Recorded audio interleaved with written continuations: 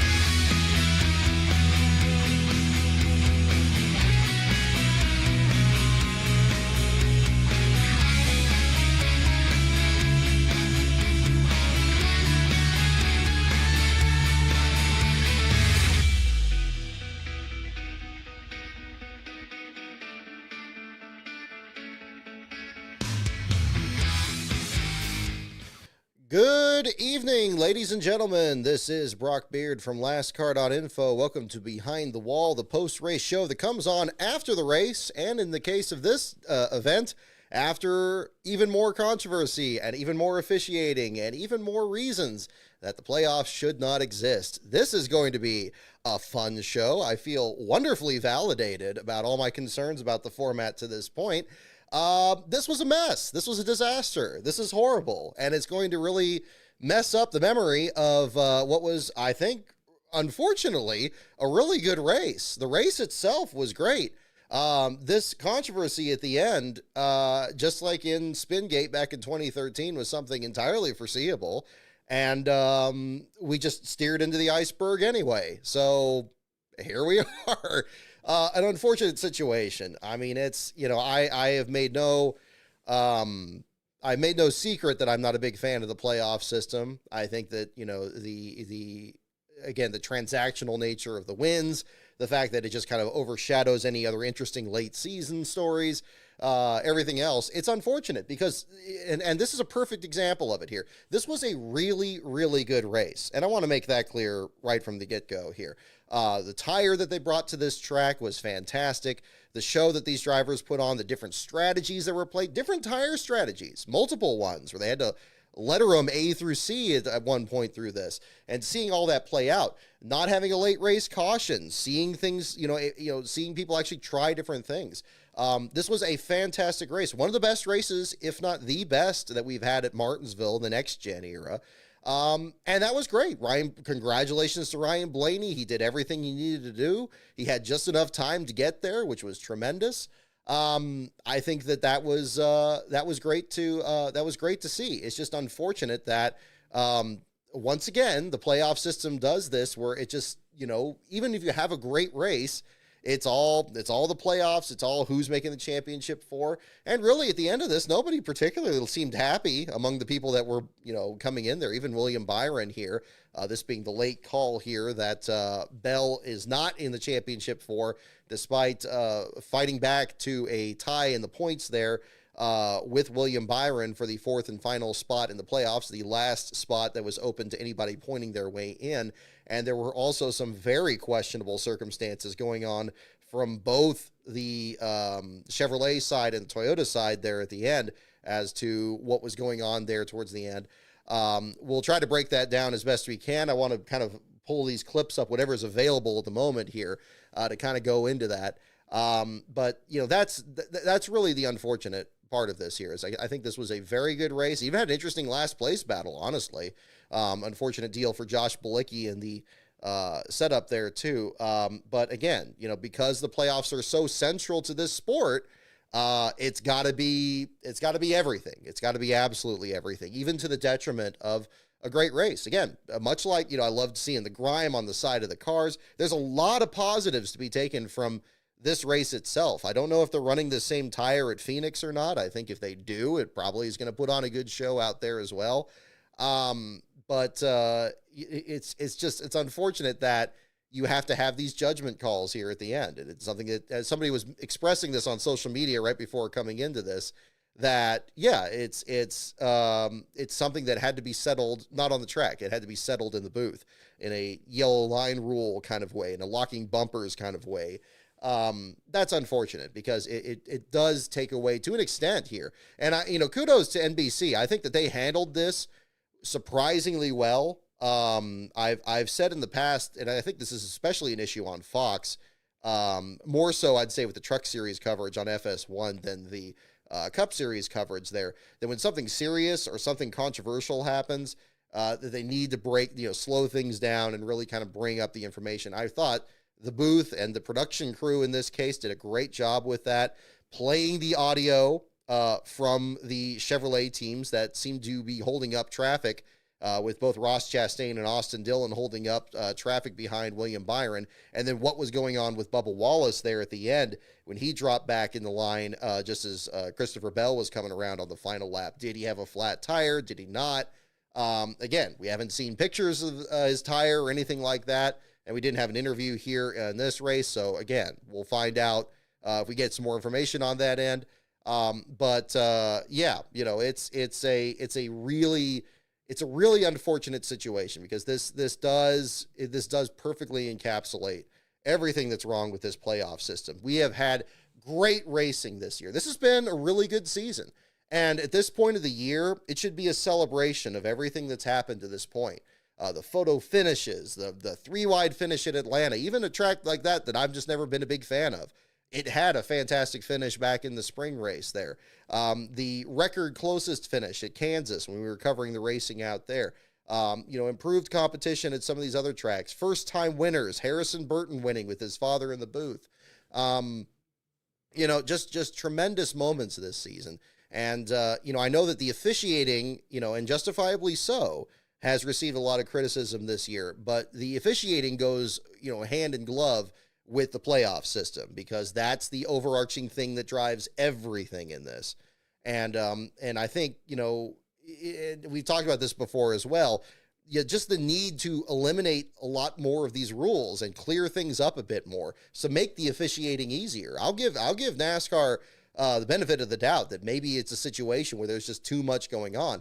And this was definitely another situation there, but it was bred of the playoff system. None of this would have been as much of a factor if it were a full season championship deal, because in a full season championship, generally it's going to be like the way a race plays out, where maybe it comes down to 2 drivers at the end of the year. Certainly by this point in the waning weeks of the season, maybe they're on the same straightaway. Maybe the second place guy is almost a lap down, or the equivalent in points where they're like, 1 or 2 races behind the leader. But it's going to generally come down to that. And you could look back at the season and say, okay, well, here's a moment where this played out this way and it didn't help, and so forth. They like to say that that's the same thing in the playoff system these days, where you have a driver that is actually able to contend, and then they come up 3 or 4 points short in the second or third round of the playoffs.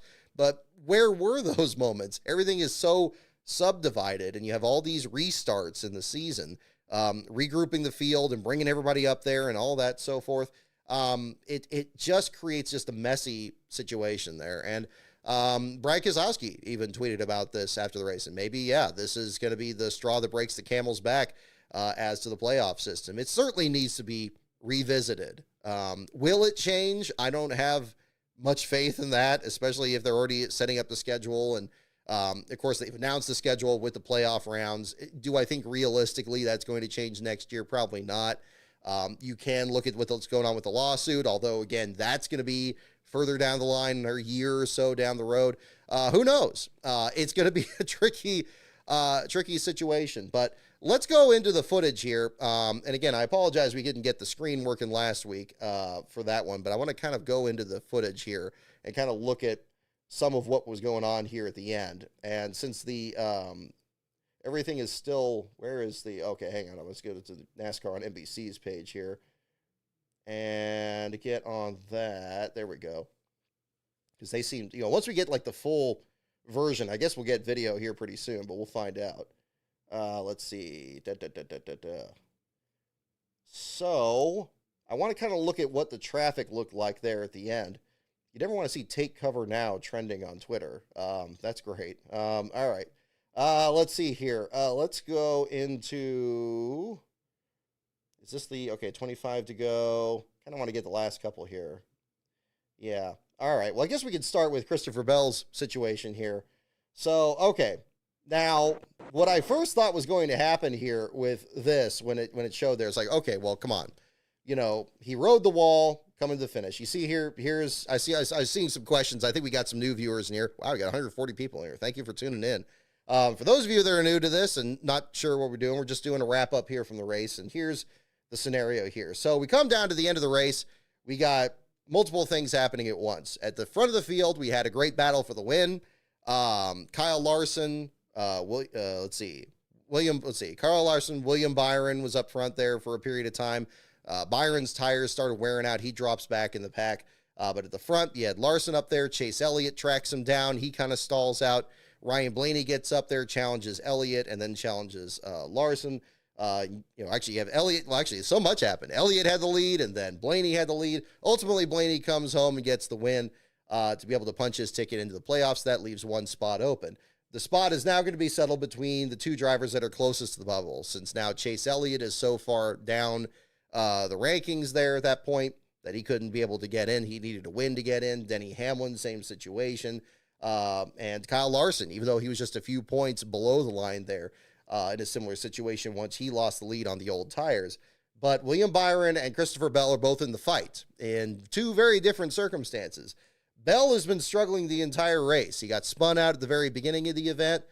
He's back in the pack. He's loses laps. He just seemed to just have every kind of terrible run, kind of like what happened to Byron last year. And at the very end of the race here, he's coming down the back straightaway, about 19th, 18th spot there. Bubba Wallace in front of him there, another Toyota driver, not a teammate, but, you can split hairs on that. Denny Hamlin's team there for 2311 and so forth. Radio traffic indicated that Bubba Wallace said that he had a flat tire, and that's why in this clip here, you have Bubba in the 23 car dropping back here. Now, Christopher Bell is attempting the pass in the 20 car here, trying to get back around him. Looks like he overcooks the entrance of the corner. Now, a lot of references already to the Hail Melon. This, of course, a bit different from that, at least so far in the footage. The Hail Melon 2 years ago, Ross Chastain goes into the corner, doesn't even attempt to slow down, rides the wall for the entrance to turn 3, all the way to turn 4, comes to the finish line, beats Denny Hamlin, and gets just enough points to get into the championship 4. Chastain ends up not winning the championship next week. NASCAR bans the maneuver. But what maneuver exactly was banned? I think that there is some question on that. And that's where I think that maybe this was going to be the point of argument. And I don't know if Elton Sawyer is coming out here again for one of his too often interviews here with all the officiating problems we've had this season. I imagine that's going to be coming up. It's probably coming up right now. Let me know in the chat if we're getting to that point. But Ross Chastain rode the corner the entire way through turns 3 and 4, had a record lap time as a result, and then NASCAR bans the maneuver. Now, in this case here, Bell is already dead sideways at this point. He's got the wheels locked up, and he goes in the corner, skates up the track, and now, partway between turns 3 and 4, he's in the wall. So he hits the wall at this point. So what's the option here at this moment? So you're coming around here. You've had a rough afternoon all day. You've been running 18th, 19th the entire day. Conceivably, you could get out of this wall, but the other problem with Martinsville, and probably one of the reasons it made the Hail Melon so successful a couple of years ago, is you get into this wall, you just can't get back out of it, unless you really slow the car down a lot. Now, at the same time here, it's down to 1 or 2 points, or however close it is. He knows the situation there at that point. So, if you back off, you got other cars. You got Alex Bowman right down here. Bubba Wallace still back there. Who knows what's going to happen at that point? But instead, it seems that he keeps his foot in it and certainly rides the wall over through the crossover gate there in turn 4 and comes off the wall here, this time by himself. Gets to the finish line. And I guess the first question is, okay, is this the Hail Melon? Well, strictly speaking, I guess no, given the fact that he didn't go into turns 3 and 4. However, this is another one of those, what's the letter of the law versus the spirit of the law? Unfortunately, that's been a bit in the news this weekend in general. But I think in this one here, riding the wall was the thing that NASCAR wanted to avoid. They didn't want drivers riding the wall and doing all this stuff, and especially the potential issue of crossover gates, which we saw in issues where not even where a driver was riding the wall in those cases, the famous accidents at Bristol with Mike Harmon and Michael Waltrip, although in both those cases, that was more an issue of the wall not being secured properly, which is a whole other story. But in this case here, Christopher Bell gets to the line, and he ends up in a situation where he is now tied with William Byron for the last spot. Now, at the same time, and we need to get footage of this too. Hopefully we get some of this. I'm sure there's going to be plenty here in the meantime. Yep, okay, see, there's already comparisons to the Hail Melon there too. Yeah, again, a very different thing from riding the wall both corners, but still riding the wall. I think NASCAR doesn't want that situation. I hope I wonder if that's the situation. If that isn't the case, again, hopefully NASCAR clears that up, because this, again, it's a sloppy situation. And, when you have everything come down to just one race and one position and everything, the temptation is going to be there. And if they're going to keep having Martinsville being the last race of the round of 8, where it may come down to one point or another for the championship for Christopher Bell's had a great round of 8. William Byron has had an okay round of 8. But that shouldn't matter. If he, gets in under the rules, William Byron advances, and, we don't even worry about this. I guess what probably would have helped, like anything else, is what the definition is. Is the Hail Melon literally doing exactly what Ross Chastain did, or just riding any part of the wall? I think it probably is the latter, and that's probably what this situation came down to, but that's just my guess. Hopefully NASCAR kind of clarifies this. So there was radio transmissions over this with Bubba Wallace in the 23 before that, indicating that he may have had a flat tire. That's why he dropped back. And then, Bell gets around him there at the end. Convenient, yes. Doesn't need to be looked into, perhaps. And maybe it was. But then you get the other part of the situation there with William Byron. And I think that, again, NBC did a great job of this to make clear that there was something else that was going on at the same time. And I want to pull this up here too. Where's the Byron? I kind of got to just look at this on here. Let me switch out. I'm going to switch to the mainstream so I can kind of look at this in the meantime. Let's see. Let's see. There we go. I want to kind of get the clip of the actual last couple laps, because that was interesting the way that played out around where, like, Byron was losing spots, and they kept saying, okay, well, you can lose this many spots, but you can't lose this many spots. And we had that situation. So let's get into that. Probably if I just put in Byron, it'll probably be the first thing that comes up. Let me see. There's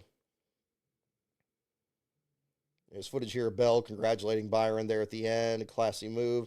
Yeah, I mean, again, difficult situation, but I guess if that works out there too. Let's see. There's the replay. I need to see some more footage here of the 24, because I want to pull that up. I think that was the other aspect of this that certainly needs further examination. William Byron. Let's find out. Byron, Martinsville. Come on. I got all these clips of the Christopher Bell part of it here, but I'm not seeing the Byron part of it. That's a little interesting. Where is it? Okay, there's the call with the safety violation. Okay, no, not that. Here we go. Here's at least a brief clip of it. So you got like the last couple of laps of this. Let's see. I probably should blow this up. Let's try that.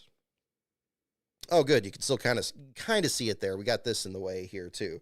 But we'll figure this out. Actually, can I make that a little bit bigger? Let's see. That's not going to be very good from that size. We'll mute this. Okay, so this stack. Okay, yeah, this is kind of the focus of interest. So we got Christopher Bell from that situation in the bottom right. That'll be cut off here a little bit, but that's okay. Um, so what was going on here at the end? Hang on, let's mute this again. And okay, so this was basically the way the formation was here towards the end for a lot of this. You have William Byron dropping back to sixth spot. He basically couldn't lose any more spots. Ross Chastain, ironically, he of the Hail Melon here, seemed to be in a perfectly good position to actually make a move here on the outside of Byron for a long time. Dillon in the same position here too, although Dillon seemed like he had a bit rougher of a race here in general.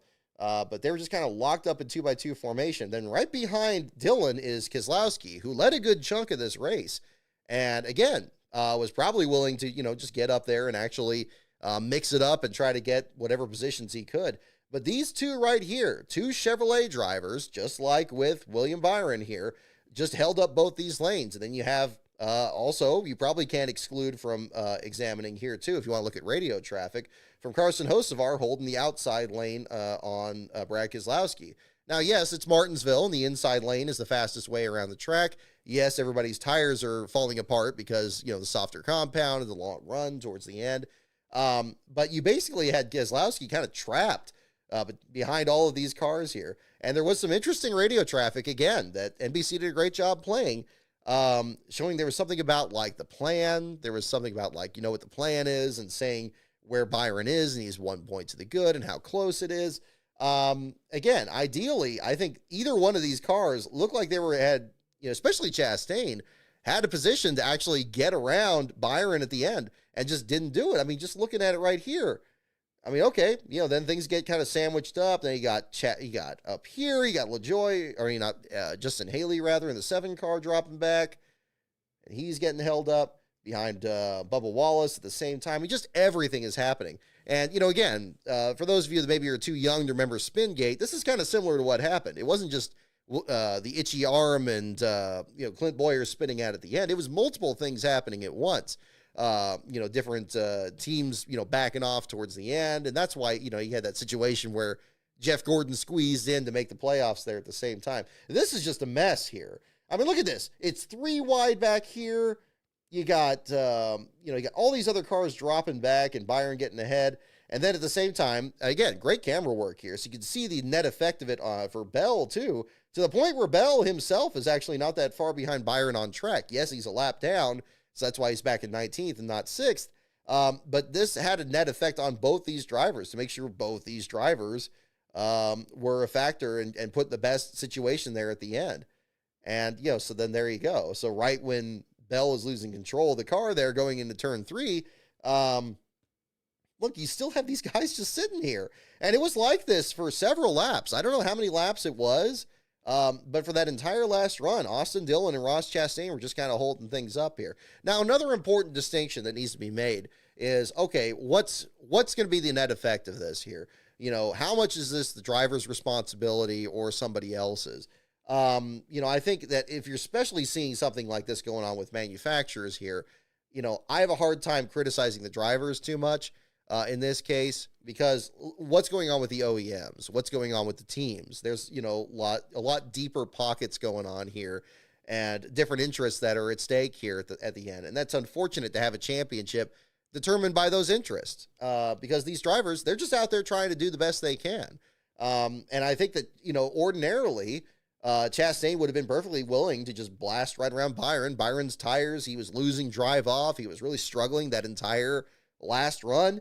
He should have dropped back well further back in that case. And, Bell in his situation, he probably wasn't going to gain any other spots there at the end if the race just played out naturally. But this just looks bad. And it's unfortunate because, again, it comes at the end of what was a very competitive race. So, we'll see what the situation is too. But I'm glad that, again, there was a little bit of transparency, that we got to hear the radio transmissions in the moment before the call. And it looks like, an argument could certainly be made that something was going on with the Toyotas and something was going on with the Chevys, just from what the information we do have. How deep it went. Maybe Bubba Wallace actually did have a flat tire and you can't look at anything there. Okay, give the benefit of the doubt there. But the Chevy part of it here too is just bizarre. Especially after Kyle Larson losing the lead and Blaney getting up front, to have all this playing out the way it did, just a rough situation there. So, let's go back into the race itself here too. I'll kind of move things around here a little bit, because really, again, it's a difficult look. And again, yeah, I mean, it makes everybody hyper focus on this. I mean, NASCAR actually had a situation at Homestead not too long ago where there was a debate about teams starting parking, because of course there was rules against that with the charter system here, and looking at radio transmissions there. And that ended up being a big story, at least in that sense there too. So, but the result of all this, ultimately is the same. You have a situation there where, Bell is eliminated from this. NASCAR tells JGR they can't appeal the penalty. I'm seeing that a few moments here on the comment. That's really surprising. Oh my goodness. So yeah, and this is politics. This is not racing. Desert Fox, I agree. Absolutely. I'll get into, thank you for the super chats here too. I'll get into those a little bit later in the show, as well. But let's get into the race itself here a bit. Do we have, I kind of like to, if you have a highlight reel on this to kind of look at a bit more, because there was so much that was going on here at the same time. Okay, unofficial extended highlights. Oh, good, that already got posted, so we can kind of get that together here in the meantime. Can I bring that back? Oh, nope, let's exit out of that. We'll bring that down. Bring this over. Can I try that? Alrighty, bring this back over here. So, again, congratulations to Ryan Blaney. I mean, a second straight win in the fall Martinsville race. I was commenting coming into this event that I really didn't think he was going to be as much of a factor in this, because this year's championship push is so different from last year. And in fact, I've completely overlooked this coming into this here too. Let's not bury the real lead here. Ryan Blaney comes into this championship. He could potentially win both the Cup Series championship and the NASCAR championship now, which is extraordinary. We almost had that in the Xfinity Series race. Nobody has ever won both at the same time. And I guess if you want to look at one positive from the playoff system, this is something that's very, very possible. I need to update the rankings here, but let me pull that up here. That'll be another one that's worth looking at. So Blaney, of course, being one of the four for the championship. Let's pull up this, and we'll get this one up. Not down there, not down there. We'll bring it up down here. Let's see. Actually, we can update this. We can update this live right now. We'll go ahead and do that. How about that? We'll bring up the second screen. Okay, so here's the standings for the NASCAR championship here, too. Ryan Blaney comes into this with 3 last-place finishes. The only driver that had 3 last-place runs this entire season. You think back to the early exit at the Southern 500 with the wreck with Truex, and other events here that have happened since then. I think I don't know how many DNFs he's had, but again, the playoff system rewards, situational winning and working your way through the system, and he goes into the championship still as this leader. I think Josh Berry, his closest contender, got 16th, so he was not a bottom 10 finisher or bottom 5 finisher. Yaley, you can see his name not bold-faced here, as he was not entered in this race here in the 44. Alex Bowman behind him. We saw him in that one shot there, the footage. Let's go down to that. Now, of course, this is pending post-race inspection. If any driver gets disqualified, actually, that's the even more crazy thing. If you really think about this, if Ryan Blaney somehow gets disqualified from this race, he gets 4 last-place finishes, and he locks up the NASCAR championship. He could as if this day wasn't bizarre enough, he could well go from a situation where he is in the championship 4, going for the Cup Series championship, to clinching the NASCAR championship in this. Now, I'm not hoping that any of that for anybody. I don't hope for anything for anybody on those situations. I just follow the numbers, and that's where things go. But that is possible.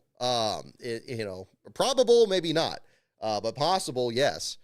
So let's look at the, where was Bowman again as a finisher? I think he was a bit further up. Oh, I guess not. Down, where was he? Bowman showing in the, I keep missing him. He wasn't up here, was he? No, 13th. There we go. Okay. So yeah, 13th for Bowman. So yeah, that doesn't change his numbers. He was in yellow here because he pretty much needed to get, last place run But also he was still behind on bottom fives and bottom tens. It's going to depend where Blaney finished. Obviously, with Blaney winning, it's not going to change his totals here. So that pretty much eliminates him. I don't think Yaley's going to be in the race at Phoenix next week. But if he is, he still could take the lead there with a 6 bottom 5 or a 6 bottom 10. But it comes down to Blaney and Barry otherwise, depending on what the situation is there, which is actually pretty much the most wide, actually pretty much not the least wide open last car championship between the top 3 series here as well. So, yeah, that is definitely the situation that's coming up here. And that could be pretty exciting to find out at the same time. And again, full season points, or I guess really, bottom 5, bottom 10 rankings here for this championship. At least that's the version I use. I know there's one on Reddit where they do like regroups and all that, but that's not one I've usually used on this format here. This is complicated enough to keep track of, and I think actually makes it kind of more interesting down the stretch. But again, Ryan Blaney pulls off the win. Chase Elliott in second by 2.593 seconds. Elliott had a great run out there. This is the best run that I've seen Elliott have probably since the win at Atlanta, or win at Texas, excuse me. You always think Chase and Atlanta go together so well. But again, a tremendous effort for him in this case here. Also, I mean, he was good at Homestead last week too, and I think we said that of his run last week as well, being able to get a decent finish there too. Yeah, Bell was not, I'm just looking at the comments here. Yeah, Bell was not disqualified. Yeah, they just classified him further back in the rankings there, so that was kind of the situation there at the same time. Mariner fan, thank you for tuning in. Let's see here. What was I on about? Oh, yes, looking at this. I was going to look at the race highlights here in a little bit. We'll kind of check that out in a moment. But Chase Elliott in second. Kyle Larson staying on old tires. A bold strategy at the end. It really didn't work out for him, but almost did. He could have if it was a 50-lap run to the finish, or at least it would have been very close. But a 75 or 78-lap run to the finish is a little bit too much to ask for that situation. Obviously, these teams are still kind of in a situation where they don't have a lot of information on these tires and how they were going to handle. But very much enjoyed, how that worked out, and I think made a very exciting battle between those 3 drivers at the end after William Byron was dropping back in the order and finishing further back. Austin Cindric finishing in 4th. I know they showed him at the end of this. I didn't realize he was on the lead lap. It seemed like he was actually well out of contention in this one. And then started in the back. He had a tail end penalty for unapproved adjustments before this race. Seemed like it was going to be a difficult day for him there, but a fine performance out of him with a 4th place run, leading all the non-playoff drivers. Denny Hamlin, my goodness, what did he not go through this weekend here? Coming into Martinsville again, trying to pull off the win in a situation where he pretty much needed to again, and not being able to, getting some stage points, but perhaps not as many as he wanted because of a practice accident where the throttle hung because a chunk of this rubber from this new soft tire. And again, great tire, great competition, but this is something else that needs to be looked at here, because stuck throttles are something that could be very serious, especially at Martinsville, especially these flat tracks here. That was what led to a lot of the dark days back in 2000. We saw that wreak havoc here during this race, and that was another example of it. Denny's was the first example of it there. He wrecked into the outside wall, pushed in the right rear of his car. Great job by the Joe Gibbs team piecing that car back together with that preposterously large parts cart that they unloaded from Ty Gibbs' hauler this weekend. But they did a great job. They pieced it back together. By the time the Xfinity race had wrapped up, got the car ready to go today, and they seemed like, once he worked his way through the field and got into the top 20, was able to kind of work some pit strategy to get up a bit more.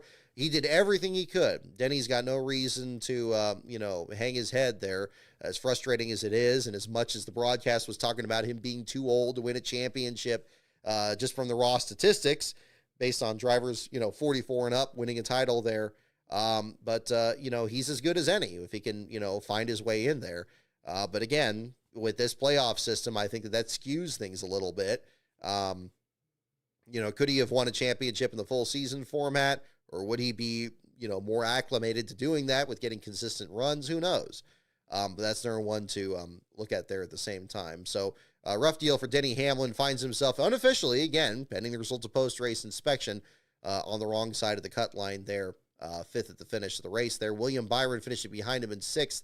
Austin Dillon and Ross Chastain, again, lead lap drivers that just could not, for whatever reason, get around Byron. Byron was, it shows in the interval here, 4.2, I want to actually save a screenshot of this, 4.244 seconds behind fifth place Denny Hamlin. He had dropped that far back, but then you look at the intervals for the next like 4 or 5 cars, they're all like right on top of each other, stacked up. Byron was holding up these cars at the finish, and they just wouldn't get around him. I mean, just look at the raw numbers. It doesn't add up. And especially with this tire and seeing everybody make these great passes for the lead, it's not like you couldn't get around him there. So again, it doesn't smell right. And with the radio traffic, there was something going on. Hopefully, even with this result here and the call that NASCAR's made, I hope they're not done looking into what was going on and rectifying this. Again, I don't know what the best way to do that is other than getting rid of this playoff system, because you're going to have these kind of games getting played here, these events here, especially this one where it's all or nothing, whether it's you get to the championship 4 or you don't. But yeah, Austin Dillon just ahead of Ross Chastain, Brad Keselowski in 9th, Joey Logano 10th. Noah Gragson 11th. We saw him getting physical with Christopher Bell early in the race there too. Shane Van Gisbergen with a great run in 12th. Didn't really see hardly anything out of him today, despite a 3-wide battle at one point where they were kind of working around him in traffic. Again, another driver like Cindric, where it seemed like he was off the lead lap, but still found his way up there. Ryan Preece qualified well in this race. Looked to be given another good performance for Stewart Haas down the stretch. Has started to pick up top 10s, as Steve Toronto was pointing out on his Twitter feed this weekend. Seemed like he was going to potentially maybe break through with something, at least a top 10 run there. But 14th, not a bad performance there as well, especially with all the chicanery that was going on at the track here at the same time. His teammate Chase Briscoe and his other teammate Josh Berry behind him in 16th. So all of the 4 of the Stewart Haas cars finishing on the lead lap in this race. If you remember, actually last year, Eric Almirola, who won Saturday's Xfinity Series race, and we'll talk about Xfinity and trucks in a little bit here, almost won this race last year on the bit of strategy. Didn't work out for him there at the end. The Championship 8 drivers are always going to be very tough in these last few races as well. They should be, but that was kind of the story in that event there too. Daniel Hemrick ends up the last car on the lead lap, and Bubba Wallace with his flat tire, again, supposedly from the information we see here, finishing 1 lap down in the 18th spot there, further back in the lineup. Talking about the last place battle, a little bit of back and forth here at one point. So you did have Denny Hamlin with the repairs to his car. Corey LaJoie sent to the back of the field for unapproved adjustments, along with Austin Cindric. All 3 of them climbed through the pack in the first 3 laps, and Josh Bilicki was running in the last spot. Held the spot for about the first 40 laps, during which he reported the car was very loose. And then ended up kind of climbing past a couple other drivers that came down pit road. And this is where some big names really found some trouble in the early laps here. My gosh, where do you even start? Tyler Reddick was already qualified not very well. Obviously, I think that's why he pushed so hard for that Homestead win last week. It's not a track that he's typically performed well on. It really cost him a shot at the championship for last year, much as it almost did for Byron in that same race. But Reddick was trying to split the first stage, made a pit stop that dropped him to last place. A caution came out soon after and trapped him a lap down. He wasn't the only one. Martin Truex Jr. gets a pole in his swan song season, was up there and actually able to kind of, excite the many Truex fans, hoping for a good run here on the last couple of races. Maybe a shot at an outside victory here, but that was unfortunately not to be the case. He had a pit stop there early in that same run with Reddick. He ended up speeding on pit road. That cost him another lap. He spun out later in the race, and it was just a difficult day from there. Truex finishing 2 laps down in the 24th spot. Another driver that ended up towards the back of the field, Chris Buescher briefly did after a pit stop. He ends up 30th, 3 laps down in this one. Corey LaJoie as well. Other driver, Kyle Busch. Oh my goodness. Yeah, he was another driver that made an early stop before the first caution, then had the wheel come off. That was another controversy that, again, forgetting about it after discussing what happened at the finish of the race, I personally see no problem with what happened on that restart, except for, once again, like at Indianapolis, NASCAR waiting so long to throw the caution. They could have very easily called off that restart. I don't know why it seemed like a better option to restart the race rather than call off the caution for the wheel that came off Kyle Busch's car going into turn 3 as the field was coming to the start finish line. Now, I'm sure for the people that are scoring, in the scoring tower, they're just trying to make sure that the restart's clean, and they're probably watching the leaders just to make sure somebody doesn't get a jump on somebody else or a lane change or whatever else. There's a lot that's going on right before that restart. Now, there was a lot of splitting hairs about where the leaders were when the caution came out, that old chestnut again. Did we have a situation there where, the leaders were here and not there? Then they said there was some report that got slipped in right before the next restart where they said it went back to the start finish line. Was that the case? Or did they actually cross the next scoring loop? That was the only thing that was confusing to me. But whether it was the start finish line or the first scoring loop or whatever it was, there was a restart there. There should be a lucky dog there. And any positions that changed a position, you go back to the moment of caution. You look at the camera angles, and I'm sure it's why that caution went as long as it did. I didn't personally have that much of a problem with it there. I will admit some bias because I picked Kyle Larson to win the race. Didn't shake out that way, but regardless, even if that wasn't the case, that was a restart, and they did wait that long for whatever reason or reasons to throw the caution in that situation. It ended up being probably one of the least controversial aspects of the finish of this race, given everything that we've discussed already at this point. But that was another part of the story there too. Going back to Josh Bilicki there. So in the meantime, you have the cautions that come out there that trap a lot of the drivers that pitted early laps down. Bilicki still ends up at the back of the pack, losing 2 or 3 laps. He was not pitting early in this race pretty much until the end of stage 1. They kind of did basically the strategy they wanted to do at, I believe, Homestead or one of the other races earlier, where they wanted to stretch their tires as long as they could so they didn't have to get more tires, try to get to the end of stage 1. They pretty much did that, and Bilicki came down pit road, but by the time he did, they raised the hood. There was smoke coming out of the car. They lost the clutch, and apparently, according to Josh Bilicki in his report on Twitter, a piece of rubber, much like what the situation was with Denny Hamlin, kind of bringing things full circle back to that. A piece of rubber got on the clutch cable, I believe it was. Let me get that pulled up on my Twitter feed. I believe that was what it was, because they said something about the firewall and an issue with that. Let's see here.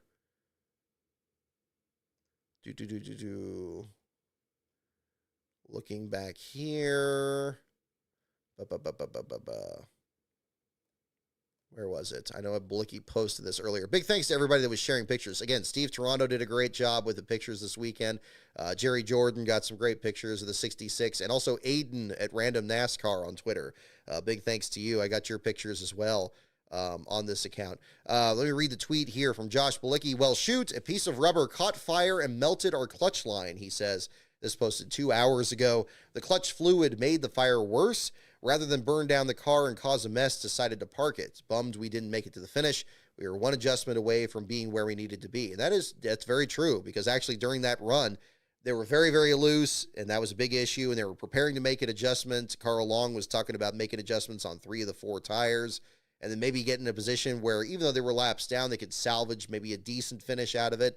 Unfortunately, that wasn't the situation. They pushed the car behind the wall at the entrance between turns 3 and 4, which is actually pretty tricky to get there to the garage area.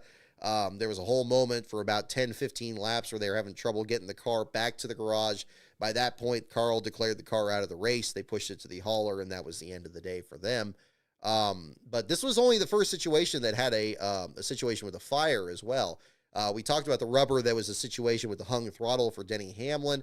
We did have a situation with Corey LaJoie as well in the 51 coming down pit road. He reported there was a dash fire that was happening. I don't know if that one was due to tire rubber, but it was something that they were having a tricky time actually trying to diagnose, much as they did in the Cup Series race, or much as they did with the 66 there as well for Josh Bilicki. But really trying to find out what was actually happening was going to be a situation. I don't know if I haven't seen any other posts. If anybody else has, definitely let me know, and we'll pull that one up there as well. But there was a fire inside the dashboard of that car, and then Tyler Reddick had an issue with the fire inside the car at the very end of the race that dropped him out in the closing stages of the event. That was actually shown on camera, so we got to see that there as well. So again, as great as it is to have tire degradation and marbles coming off the tires instead of it turning into powder or dust or whatever else, and not having a situation where the tires are just straight blowing out like we saw at Bristol, even though that spring race at Bristol was really crazy this year and exciting, you don't want to have a situation where that becomes the norm either.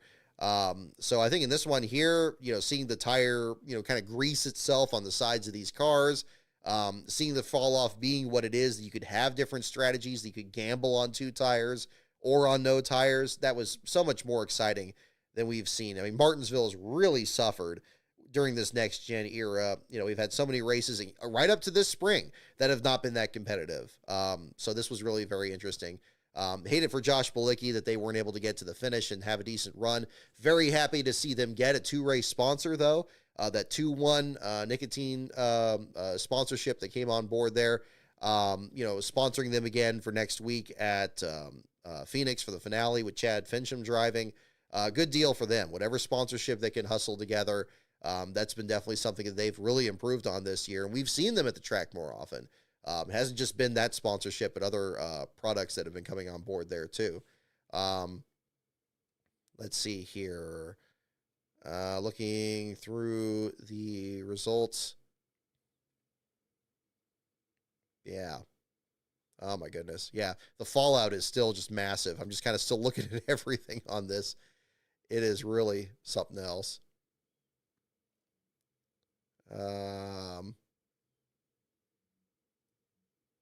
Yeah, there we go. Somebody asking about comparing both of the formats. Yeah, again, it's really, or comparing both the Hail Melons there at the end. There was that video that was posted on this other channel here, so we can kind of see that too. But again, a thoroughly entertaining race. I think it's unfortunate. Again, much like what we saw with a couple of the races, even Indianapolis this year, I thought wasn't a bad race, and unfortunately, everything that happened with the late race restart and Kyle Larson getting the position after Keselowski ran out of fuel and all that, it just muddies things up. I mean, the officiating has been a problem, and the playoffs are one of the things that's driving it. And that's, I think, where we find ourselves at this point. Let's see here. Let's see. I kind of want to move to kind of look to other results here. Harrison Burton. Actually, LaJoie got around Harrison Burton. LaJoie coming back on track, finishing 135 laps down. Burton in 36th. Reddick in 34th. Michael McDowell making his 500th Cup start. Actually, kind of an interesting thing. Actually, one of the upcoming episodes of 500 Days is going to involve Ken Schrader's 500th start. So that puts things kind of in perspective there, too. McDowell has had a particularly difficult path there through the series. There was somebody else that was making mention of his debut, which also came at Martinsville in the spring of 08, when he was sharing the ride with David Rudiman at the old Aaron's Dream Machine. After that, MWR let him go, and he had to drive for Start and Park teams for so many years, taking that long route back over to Front Row Motorsports and winning the Daytona 500. He's had a tremendous career, and it's good to see that get a lot of attention. Unfortunately, not a great run for him in this race here. Again, finishing 10 laps down in the 33rd spot there as well. Let's see, kind of looking through the rest of the field there. Yeah, just a little bit of everything else. Christopher Bell scored 22nd now in the results here. They dropped him to the last car, 1 lap down in this situation. And again, that dropping him back behind Byron in this case here. At least that's how they've determined things out here too. So, oh my goodness. Just a little bit of everything. Yeah, no shortage of stuff to talk about. Haven't even got to the other 2 races here, which we will certainly get into. And I have some notes, and I have even some stuff for show and tell here as well. So I hope you guys are interested in that, or we'll get into that too, and any other questions you may have here at the same time. We got that covered here on this. We'll talk about NASCAR Man's newest video on Larry Smith. Also videos that I'm working on for this channel as well. We've had a very productive weekend here, getting another script recorded for another episode of 500 Days on top of the one that I'm still editing the visuals for. So it's going to be very exciting here the next few days here as well. Let's see. Yeah, Rob, exactly. I agree with your comment as well. Absolutely amazing race until the BS at the end. Well, caused 100% by Chevy manipulation. I don't know. There was stuff that was going on with the Toyota team too. Everything looked fishy there at the end. And, again, it's a tough situation. Tough situation. Things need to be kind of unpacked here as well. Alrighty. Let's see. Where do we go from here? We probably should talk about the Xfinity Series race. I was going to go through like footage on the Cup one. I don't think it's necessary. I think we kind of went through a lot of those. We'll definitely cover anything else that was missed here along the way and talk about that. Let's see. I'm going to bring this back over here, and let's bring this back here. There it is. Alrighty, so a triple header weekend on this. Ooh, this is one thing I could do. We have too many options. We're gonna get this pulled up here too. Boop, boop, and we'll go into what happened at both the front and the back of the field here for these other races here too. So let's get this going. Alrighty. So, hang on. There's like, do I have anything else on the screen here? Oh, we got something moved over. That's not good. Let's not do that. Bring that back over. All right. Like I say, too many little buttons to click here on this one, folks, but we'll get it all figured out here. All righty. Let's see. Okay. So, talking about the Xfinity Series race, we kind of get into that. It's kind of interesting and refreshing, I guess, a little bit in this particular race that we didn't have one driver just run away with this event. I really expected coming into the Cup race here that this was going to be another Hendrick picnic like it was in the spring race during the 40th anniversary race. Everybody ran those admittedly pretty cool looking ruby painted paint schemes there and pretty much almost finished 1 through 4 in the event there with Byron pulling off the win. I expected this race to kind of turn out that way, and it absolutely did not. Despite the fact that Chase Elliott and Kyle Larson led a good chunk of this race, again, Byron was struggling here, couldn't quite get everything worked out at that same point. We didn't really see Alex Bowman in this race so much, even though, again, both of them finished, again, up in the order. Byron, of course, again, under admittedly bizarre circumstances. But in the Truck Series and Xfinity races, it seemed like whoever was up front pretty much had the advantage on everybody else. And I'm sure the tire compounds had a big reason to do with that, given the fact that this was much more for the Cup Series package that everybody was looking at here. Congratulations to Eric Almirola for pulling off the Xfinity Series win yesterday, winning in the He Gets Us Toyota there for the number 20 team for Joe Gibbs Racing. Led 150 of the 250 laps out there. Never seemed to really be breaking a sweat too much up front, although Sammy Smith tried to put him to task there at the end. Chandler Smith finds himself in a situation there where he doesn't know what his plans are next year. We saw some words and even a bit of contact there traded there between Chandler Smith and Cole Custer there on pit road. Just hard racing at the back of the pack there, and the kind of thing you're going to expect to see when, again, it comes down to a couple of points. I think that's the other unfortunate thing for the Cup Series race. While, and I guess I could see two sides of the aisle being equally frustrated about these one way or the other. That, on the Cup side, you have an issue where you have a lot of people that are going to be trying different strategies and backing off and trying to let this person in and, spreading word about this from one OEM to the other. And then in the other races here, it was just physically, routing people out of the way, and just kind of, seeing that. And that was definitely the situation. Not so much from Eric himself up front, being a non-playoff driver, although, yes, he's going for the Owners' Championship with the number 20 team this year. Again, it was a pretty convincing performance up there, leaving really the rest of the championship drivers to kind of settle it amongst themselves. Sam Mayer was very much in position to actually get the Xfinity Series championship or the LASCAR championship sweep, as Ryan Blaney is now in position to do for this next week here, which is very interesting. But we almost saw that situation with Mayer, although he wasn't really a factor in the event. Finished 30th after stoving in the nose of his car in the closing stages while battling in the top 10, and ends up well out of contention and not advancing to the next round of the playoffs here. Cole Custer, however, does make it in, giving Stewart-Haas Racing one of their cars between both the Xfinity and Cup a chance to get into the championship and defend his his title there, much as Ryan Blaney is going to try to do next Sunday. Again, as to the ongoing battles between Smith and Custer this year, I guess Smith had one coming, and Custer made sure that he got it. And when he came down to it at the end, Custer, advanced on. And before this reorganization into what's going to be the Haas factory team next year, it's going to be interesting to see what he can do. He made a very convincing move at the end there last year at Phoenix to get the championship.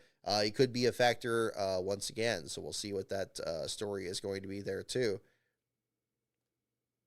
AJ Allmendinger ends up being your last place finisher, and this was the other interesting last place story too. I have to give another shout out to the folks over at the Joey Gase Motorsports team. They absolutely worked their tails off in yesterday's race. That was really exciting. This was Carson Ware had engine problems the entire day. Problems in practice, problems in qualifying, problems at the very beginning of the race. Again, kudos to Steve Toronto for posting that video there of the start, where you can see even at the very beginning when Ware wasn't the last place qualifier, he was kind of holding up traffic going into turn one, and it really showed how much of a stumble they had in the motor. Went behind the wall, lost several laps, came in and out of the garage, I think 3, maybe 4 times in this race. And was really trying to just get as many laps under him as possible. Just getting to 10 laps complete was a massive challenge for him, because when he was behind the wall the first time, and AJ Allmendinger involved in that accident with Cole Custer himself with a flat tire that took him out of the race. Of course, AJ still in the championship with his win in Vegas. Ware ended up in a situation where he was about 10 laps behind Allmendinger, and if he just got around him, he'd not be in last place. And that team, I don't know what it was. They were just determined to not be the feature for the article. They end up being a big part of the story, but they're not the headline there, and they definitely accomplished that. That's the kind of thing that you just really don't see that much anymore. I mean, it seems like it's more mechanical issues. It used to be with wrecks, and you have drivers running out there with the front of the car taken off. Such a thing can still technically happen these days, but it's so much more rare these days. But I think Carson Ware did a tremendous job out there under the circumstances, and the team for sure. Just showing a lot of persistence in a race that it would have been very easy after a couple laps to just say, their day is done and there's not much any of them can do. They really went for it, and ultimately they completed 44 laps. And while the finishing results may not look that spectacular, and maybe down the line, somebody's going to look at these results and just be like, oh, okay, Carson Ware, he just had a bad day. He fell out. He ran 40 laps and fell out. That's only the beginning of the story. That's one of the things I think is so much fun. Really. And it is indeed fun, about the last car site. Yes, you don't want anybody to have a bad day. Even if we're talking about, last car championships and, having some fun with that, but it's fun to kind of find these stories that don't get covered. And it seems antithetical to what racing is when you're trying to see who's actually going to get to the checkered flag first and what's happening up front. But Carson's was a perfect example of, again, just having a really interesting situation at the back of the field and not being able to, just get 10 laps, like just even qualifying for the race and then actually trying to get just a couple of laps at the sport's shortest track. This just seemed like a huge mountain for him, and it became really interesting. Reminded me very much of Mason Massey's run at Bristol in 2020 when he missed the start of the race and they worked on it for about half the race distance. And meanwhile, Michael Annett wrecks during just the racing out on the track, and Massey ends up climbing ahead of Annett. And actually, this is something that Massey still remembered when I interviewed him about a year or so later at Fontana. So those are the things that are really interesting. And I like bringing those stories to heart. You don't like seeing anybody having struggles, but you like seeing people really just fight as much as they could to get back up there. And not saying that these other drivers didn't this weekend. There were very different situations that happened, especially in the Cup and Truck Series races this weekend. But that was definitely the case there for Carson Ware. So kudos to him. 37th on the track, but an A for effort for sure for them on that. Parker Retzlaff, the curse of the pole sitters this weekend, at least in Xfinity and Cup, was definitely the case there. Retzlaff had a great run there, qualified on pole. Tony Sauce, old Anthony Alfredo there alongside him. Great runs for a couple of underdogs, especially, and again, where the playoffs are so central, and not just the Cup Series, of course. It's still the same format in Xfinity and trucks. Retzlaff doing a great job out there. Unfortunately, gets caught up in a wreck, not of his own doing. There was a bit of a stack up on the outside lane there and kind of shoved him into the outside wall, and that was it for him there. And just nothing he could do. We saw some stack ups there into the first corner in all three races this weekend, but in that particular case, they just couldn't get unstuck, and that was the end of his day, too. Another controversy that happened here in the Xfinity Series race involved 35th place Leland Honeyman, who spun out and then was coming down pit road, was not able to clear the damaged vehicle policy, not for a lack of trying. Again, was trying to get back out there. Another caution came out that prevented him from actually completing a race at minimum, a lap at minimum speed, and then he ended up being parked as a result. Now, as it turns out, he actually had a dashboard fire that was also reported on the radio there later, but that didn't have as much of a factor in him falling out of the race. He was actually eliminated under the DVP, even though it shows crash as the listed reason out there for him. An unfortunate deal for him and his new sponsor, Quicks RX, as a sponsor on the Young's Motorsports effort. 42, again, one of my favorite paint schemes each week. They always do like really interesting schemes there. They produced some great merch here these last week. I just picked up one of their sweatshirts here because I just love the way that 42 looks in the Randy Young's Motorsports font, much as like seeing that with the Justin Mondique effort there, the number 46 in the Truck Series running that font. I don't know what it is about it. It just has this wonderful like short track feel to it. I don't know what it is with it there, but I think that it just looks really sharp. The aesthetics of the sport are something I've always been very passionate about here. Rounding out the bottom five there, Logan Bearden, driving for Mike Harmon's team, made it 162 laps into the race. Within the last 100 laps, before the right front brakes let go, he had a big fire there behind the right front. Luckily, they got that contained, so they don't damage a car there, too. Beyond that, ends up with a bottom five finish there at the same time.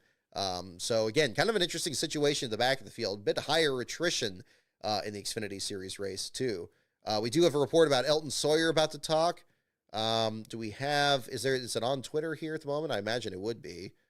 I guess we can we do that live on here? Let's see. In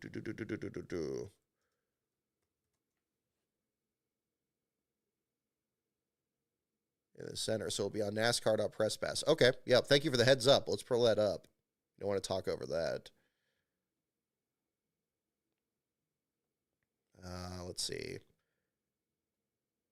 Has anybody always had problems with NASCAR Drive and actually showing all these ads and everything? I've had terrible luck with that. I try to pull up these ads or pull up the onboard cameras in the races, which I always enjoy doing. It's extremely valuable. If we don't have the NASCAR Track Pass thing, then yeah, that would be another.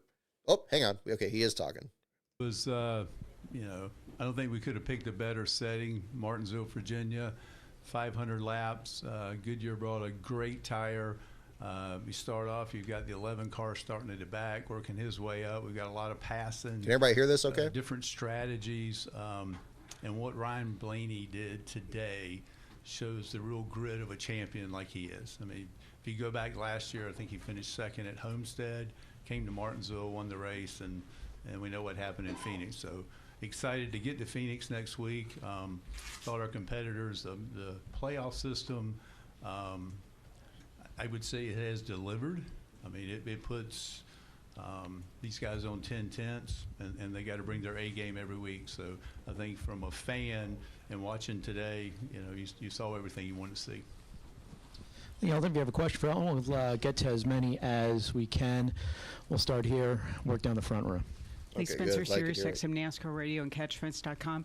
Can you take us through the review process on what determined the safety violation that Bell was assessed? Yeah, Lee, we obviously we look at all the video, and as I back up on that, and you go back 2 years ago when we had the situation with Ross here, we went to Phoenix. There was a lot of dialogue with the drivers that's not a move that we want to have to make on the last lap. We were able to get through Phoenix and had a great championship race that year. In the off-season, meeting with the industry, meeting with our drivers, and to a man, that was not a move that they want to have to make. So there was language in the rule book, and when you look at it today, you clearly got up against the fence there in 3 and 4, and rode the fence all the way, off 4 there. And to see the language of that rule book to protect our drivers as well as our fans. So yeah, that was pretty straightforward. Jeff? What about Byron then? So was the primary focus in race control just on the safety violation? Were you looking at Bubba's, slowing at that point, or the Chevy drivers, sort of forming the Great block? question, Jeff. No, if you look at the other situations that were going on in 23 and then the cars behind the 24, really no bearing at this time. We'll look at those at a later time, but when you really just dissect exactly what happened, look at the situation with the 20 getting up against the fence and then riding the fence, which is What? Ah. and after Okay, there we go. Ross did that would not be accepted. I still want to Justin, get the question. definition of what riding the wall is. Justin Long, NBC Sports. Elton, as you move to next week at Phoenix, is there anything that you guys have to do in the next few days to avoid a situation like tonight where there's a waiting for results or waiting for a determination in terms of what a one and what the couple of Chevy cars did behind the 24, what the 23 may or may not have done situation, Yeah, so that that there needs is to be no looked at. question when things end Sunday night who the champion is. Yeah, that's a great question. No different this week than any other week. We'll have our debriefings the first of the week. We go over the things we did well, the things we didn't do so well, and what we're going to do going forward. And we'll dissect this race. We'll look at it. We'll make sure our team is ready to go when we get to Phoenix next week, as we did, after Homestead last week coming into this weekend. So Well, next week's we'll have great, those but what about meetings, now? starting tomorrow, and we'll be ready as a sanctioning body to get out there. We have four very deserving potential champions going out there racing for a championship. Looking forward to getting out there. As I said earlier, I think it's going to be, a great 3 days there with our trucks and Xfinity and Couple on Sunday. Everything's Just, moving forward. the Nothing to see table's set here. for one of the best championship weekends that we've had in a long time. We'll go to Bob, then Bob Parkhurst, Fox Sports. I have one procedural and then one actual question. Joe Gibbs said that they couldn't protest. Is that Yeah, it's true? an in-race violation, and in-race violations are not, you don't protest them. Or it's not appealable, I should say. And No different than an uncontrolled tire or too many men over the wall or anything like that. Christopher Bell said, this was not on purpose. He didn't mean to ride the wall. That that he hit the wall, but he didn't feel like he made an unsafe move. So I'm curious, did you Good feel question. like he did that on purpose? What's to the gain definition? position? That's what we need. I'm not gonna speculate on what Christopher did or said what he meant to do. That wouldn't be, that wouldn't be fair to try to make that type of decision based off that. We looked at the data, we looked at video, and we've been very clear based off our conversations with our industry based off that move 2 years ago that would not be tolerated. Jordan, you have a question? Two for me. One, I just want to clarify. Are you guys going to be looking anything additional about the 23 and then the Chevy cars at all? Or is that... That's Jordan. We'll look at everything. As I said earlier, we want to go back as we would have done anyway. We'll get back. We'll take all the data, video. We'll listen to in-car audio and look at video. We'll do all that as we would any event. And if something is deemed inappropriate, then a potential penalty then would be possible? As I said, we'll look at Sure. it. And then second thing, if you're just looking at the Bubba, or the Bell wall thing, it was nothing else. It was 27 minutes, I think it was. Is that a time frame that, what can you explain the time frame and why it was so long there? We want to get it right, first and foremost. And we want to, this is not something that happens every week. We want to be prepared. I thought our team in the tower did exactly what they need to do. Let's get this right. And We gotta take fortunately, we everything don't into have it every factor week, there. but it is something that we'll go back and figure out if we could have made that decision faster, for sure. I didn't know it took. You could have told me it took 5 minutes or 55. I don't know. We'll take two more. Go, Mark. Mark Hill, PRN. Elton, what are the emotions that you're feeling? Frustrated, kind of dismayed, because we had a great race.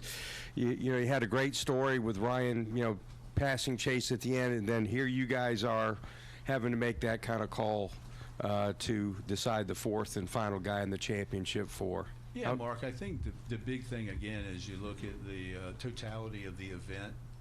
You look from, excuse me, start to finish. There's a lot of positives that come out of today. And again, Ryan, defending champion, and the drive that he had, and the cars that he had to pass. You think about the stress that race team was under, like a lot of them. So I think there's this tremendous amount of positive that comes out of this. I would prefer not to be sitting here, although I think a lot of you folks, but I would prefer to be, you know, out in the garage right now. But this is part of it. This is the role that is a sanctioning body, that we have to make sure that it's an equitable playing field. And just based off the, you know, the move that was made 2 years ago, we just felt like this was the call that had to be made, and we stand by that and feel like it was the right call. All right, we'll take two more. We'll go Jeff, and then Rapid Claire. Sorry, I just wanted to make sure I'm not putting words in your mouth. So you said the focus was on just looking at the wall ride. So if he doesn't do the wall ride, regardless of whatever happened, he's in. If he makes the pass without hitting the wall, and you know, the Bubba stuff, the Chevy stuff aside, he would be in as of now. Yeah, is that fair? I think there's the hypotheticals is really difficult to. I don't want to, you know, be making statements of things that, you know, ifs and ands and buts. I don't want to do that. Like I say, the main focus for us in the tower, That's kind of what all this is. When the situation happened, was focusing on the 20 car, and let's figure out, okay, where are we at there? Because to me, and our team there was focused more on that than the other stuff. If the other stuff was there, don't get me wrong, but the 20 rose to the level that, okay, we got to figure this one out pretty quick. And we'll wrap with Claire. Claire B. Lane, for years, you know, we've had teams say, when they're not in the playoffs, we're going to do our best to help our teammate. And I'm sure that's what you guys will be talking about next week. But where is there, and is there a clear line about teams helping teams, and what they're allowed to do in a playoff situation and what they're not allowed to do to help each other on the same team? Yeah, I think, Claire, when you look at it, again, from a 30,000-foot view, you want our teams to show up, every one of them to give, you know, the best effort they can to go out and try to win the race. And when you get into playoffs, and then you have this 10-race stretch, and then you start eliminating drivers, you know, obviously roles are different. And then when you get here, and there's 8 drivers, we had 2 guys that were locked in. There was 6 guys going for 2 spots, so there's a lot going on. Again, I think our format has delivered. It's given us the excitement, given our fans the excitement that we've asked for. And when you have that, from time to time, you're going to have situations like we had today, because these guys are the best in the world, and they're going to give it everything they have, and the passion that they have to go out day in and day out and try to win races and win championships. So with that, you know, again, we'll go back and we'll download with our team and see how we could have, you know, responded quicker to get the answers that you guys are looking for. Ellen, thanks so much for your time. Appreciate it. Thank you. See you in Phoenix.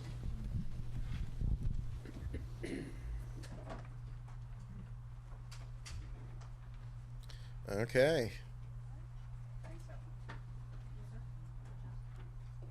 There you have it. Comments from Elton Sawyer there on the rules decision from here. I think that'll probably be it on that.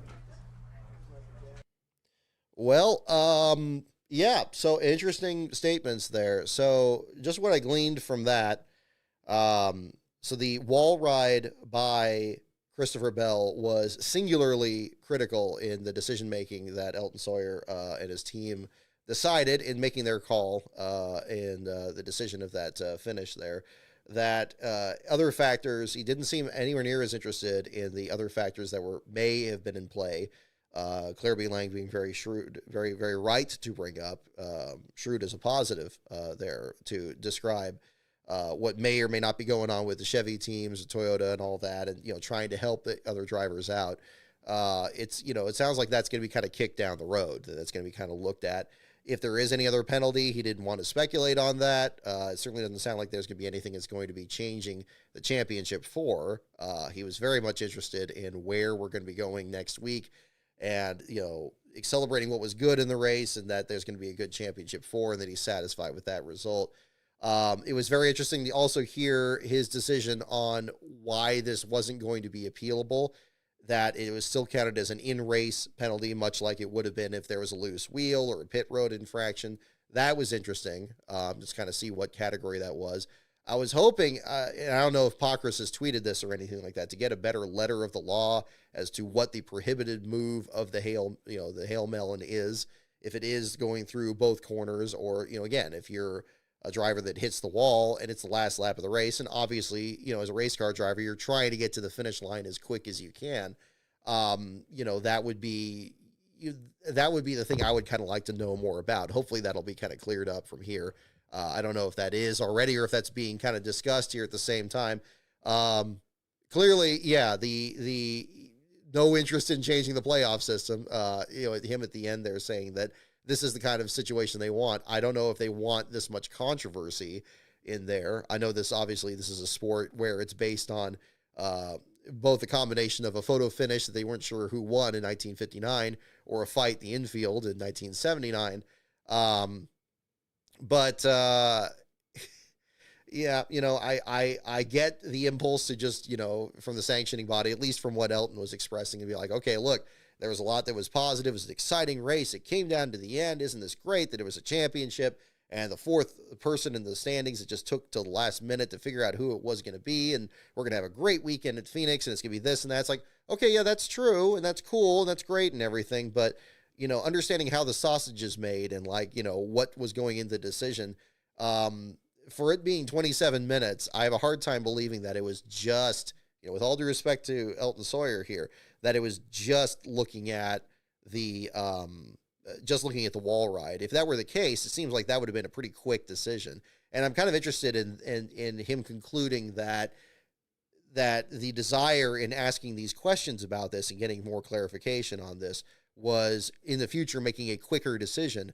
I'm not sure. Again, I personally had less of a problem with them taking their time on the decision, with the hopes that they're taking in all the factors that are coming into play. So I'm a little disappointed that in him saying that this was going to be the decision, that they weren't taking into factor, what was going on. If Bubba Wallace had a flat tire, what was going on with the Chevy teams? What was this plan that was being mentioned between Austin Dillon and Ross Chastain's radio? What was going on with that? That I think need to be looked at a bit more critically. So I'm not entirely surprised. I get NASCAR's viewpoint that they want to just kind of put this in the background and be like, hey, we made the decision. It's not appealable because it happened during the race. That's over, and we move on, and then we're on to the next round. And again, kudos to Christopher Bell for, his sportsmanship and talking with William Byron after what we saw on pit road there. Yeah, again, it was, I certainly get that, but everything needed to be looked at. And I'm disappointed that he didn't want to speculate on that, because look, you're the rules guy. If it's like, it's if this, then that. It's okay. Clearly there's no difference between, we know that from his point, at least if we're taking him at his word on this on the surface level, that there is no difference between the wall ride that Christopher Bell did and what Ross Chastain did, even though the circumstances were very different. How long they were riding the wall was the situation. Bell wasn't going to be doing that if he wasn't in the wall to begin with, and obviously he's going to try to get to the finish as quick as he can. It could even happen to a team further back in the field, maybe has a flat tire at the end of the race. But to them, they at least from what we're hearing, that they're not treating that any differently. So I appreciate him coming out and speaking, especially having it actually be in the media center, so you actually have the media corps able to ask a lot of questions. I thought there were some decent questions that were asked in there. But again, I think that I would like to see a letter of the rule, like what actually it is. Like, is it just riding the wall for any portion of it? Is it, the entire corner? It seems like that's not the case, but yeah, it's a difficult situation. But yeah, I mean, Sawyer seemed unusually jubilant about this. I think they seem to really, whenever you get a situation like this where there is some controversy, they seem to just really enjoy that. And okay, yeah, if that's what they want, great. But at what cost? If they're going to have, I would hope that this doesn't become the norm, that every championship is going to be decided by something in the booth, and 27 minutes later we have a decision. It would be really interesting to see. So, Austin, I'm with you there too. Yeah, if they get like a decision on what that is, I think that would be good to see. So, again, it was a great race. It was an unfortunate, controversial finish, and it's unfortunate that it doesn't look like they took on the totality of the circumstances here, because I think the Chevy part of it was particularly damning in this case, because you have some semblance of some kind of plan. And then, there is this 100% rule, and that was a factor in the Spingate deal in 2013. And, that's important. And I'm a little frustrated that they didn't treat that as important. It's like, yeah, well, we'll look at it. Maybe there'll be a fine later this week, and maybe they'll do something like that. Or maybe, it doesn't seem like there's going to be much more that's happening there. So it's disappointing. It's disappointing. But again, appreciate that he posted. Thank you guys for letting me know that it was up there too. I didn't want to talk over all that. Hopefully we came in pretty early in the discussion there, and I'm glad we had the second screen working so we could actually watch that together. But yeah, interesting. It's interesting what was and was not factored into the decision, because I would think with the amount of time that went by, if it was just the wall ride, they could have decided that immediately. They could have just said, okay, 20, you have somebody over the radio listening to the officials channel, just listening to that after the race. Just say, okay, 20, you get penalized the tail end of your lap, and that's it. It's like, what more needs to be decided? Was it just trying to figure out how many positions he gained from it? Seemed like you could glean that pretty quick too. But we always talk about transparency, and it would be interesting to kind of get that. But, again, I'm sure that they're very happy with whatever the status quo is, and whatever social media buzz is still generating about this. I mean, obviously this show is no different from all that in terms of just talking about it. So, yeah. So that'll be a different deal. And yeah, again, it's interesting to see Evan Pasacco. I see your comment there about Kyle Busch's tire there too. Yeah, an interesting kind of disjoint too. I mean, we got more of a comprehensive understanding of what was going on, at least from what was publicly available from the broadcast versus NASCAR officials, which was interesting. And again, we heard, and I'm sure they heard too, firsthand from the radio transmissions from these teams, and then we heard it all clipped together, and then we could actually hear it in the moment while the decision was still being deliberated. I found that very comprehensive, and I appreciate, again, a lot of positives to glean from this, not just in the race itself, but in the broadcast. I've always been very hard on the broadcast here in general. For them bringing Lee Diffie on was a massive step forward.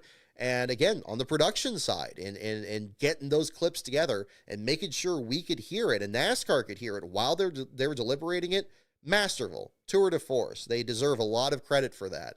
And it's unfortunate that it looks like that wasn't really taken into consideration. And that's not, the network's fault. That's on NASCAR there. So, we'll see what happens there too.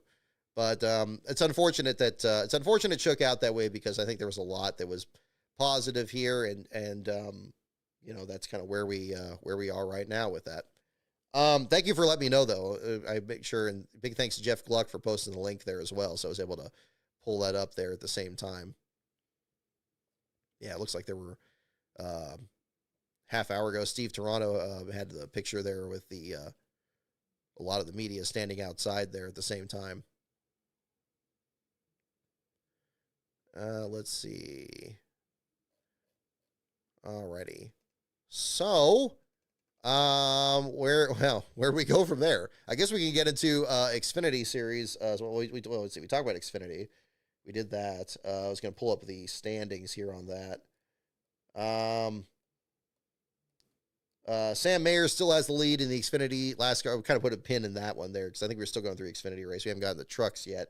We'll do that and then do a little bit of trivia here. A bit of a longer show here for you guys, but I hope you enjoy tuning in. Oh, we still got a good amount of people. I'm worried I've scared a lot of people off here in the meantime, but we'll still keep going along here with this as well.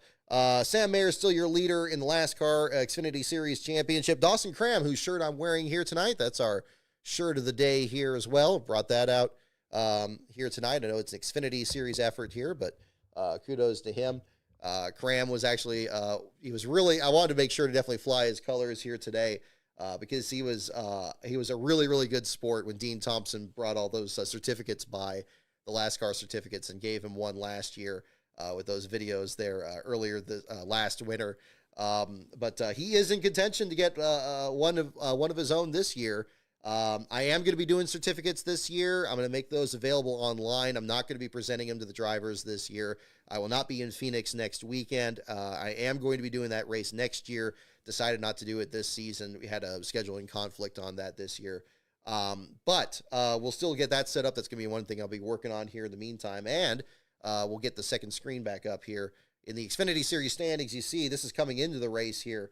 Many drivers still in contention. Dawson Cram, I don't believe, got a bottom 5. I believe he still had a decent, he's 25th with the damage that he had in the Xfinity Series race there. Yes, on that. So he wasn't in the bottom 5 there. So he doesn't get the lead, but he can get the lead, get the championship from Mayer in the last race with a bottom 10 finish there. Let's see. Mayer actually 1, 2, 3, 4, 5, 6, 7, 8. So yeah, so Mayer got in our bottom 10. That would get his total to 10 instead of 9. But a bottom 5 for Cram would be enough to get him the lead. DiBenedetto on back. They pretty much need to get a last place finish in Phoenix in order to get the title. Matt DiBenedetto among those. Patrick Emmerling, Riley Herbst. And you also see Kyle Weatherman and Akinori Ogata on there. Both of them may well be in the race next week. Ogata looking for sponsorship for the Xfinity race. He could be in the event. Weatherman had the ride swap there with Myatt Snyder here this week at the Treetop car. So he could be a factor. Josh Williams, 2, 8, and 9, if he gets a last place finish there as well. I don't know if he would lead a bottom 15 tiebreaker, although he did have a difficult start to the year. It'll be interesting to see where he factors in with Mayer. That'll be another stat that I'll be crunching this week for you guys on the Xfinity Series side. So it's going to be a different, an interesting battle there at the same time. So we'll get into the Truck Series race here as well. And we'll do that. Christian Eckes, congratulations on his win. This was a bit of the controversy on that one. It was, of course, the battle between him and Taylor Gray at the end. And I guess there could be a lot said about that. It feels like the 15th smallest controversy from the weekend from everything that's already happened right now. Honestly, I need to actually rehydrate here in a little bit. But Eckes wins from the pole. Congratulations to him. Making the next round. He's obviously had a tremendous year this year, right up there with Corey Heim. I still think Grant Enfinger is going to be the feel-good story that's potentially in there. Can't overlook Ty Majeski. Obviously, I've mentioned before here how much he would be thrilled to win a championship, being an Alan Kulwicki motorsports graduate with the development program there, and then trying to win a championship at the track that Alan won his first race at. Yes, a completely reconfigured version of the said track, but still the same deal there. We'll see what the story is going to be with that there as well. But Majeski, your 11th place finisher there. But yeah, a bit of arguments, a bit of a fight there afterwards, at least a confrontation there between Taylor Gray and Christian Eckes. Can't blame Taylor for being upset. Eckes was basically just overdriving the corner at the end of each of those laps and just shoving anybody out of the way. And, Eckes seemed to have that race pretty well in his back pocket. Didn't seem to really need to do that. But you still had a situation there where, it's just going to be one or the other. And NASCAR, from what you heard right there from Elton Sawyer, they love this kind of controversy. They love these kind of things where it comes down to the end and these drivers have to just bowl each other out of the way. And it's not your, it's not the same motorsport as it used to be, for better or for worse. And you could certainly argue either way on that. But Ben Rhodes, your second place finisher. Chase Purdy in third. Purdy looked like he had a really good shot at maybe getting the win there, but didn't quite get it there, finishing in the third spot. Taylor Gray in fourth after his battle there with Eckes. Nick Sanchez in fifth.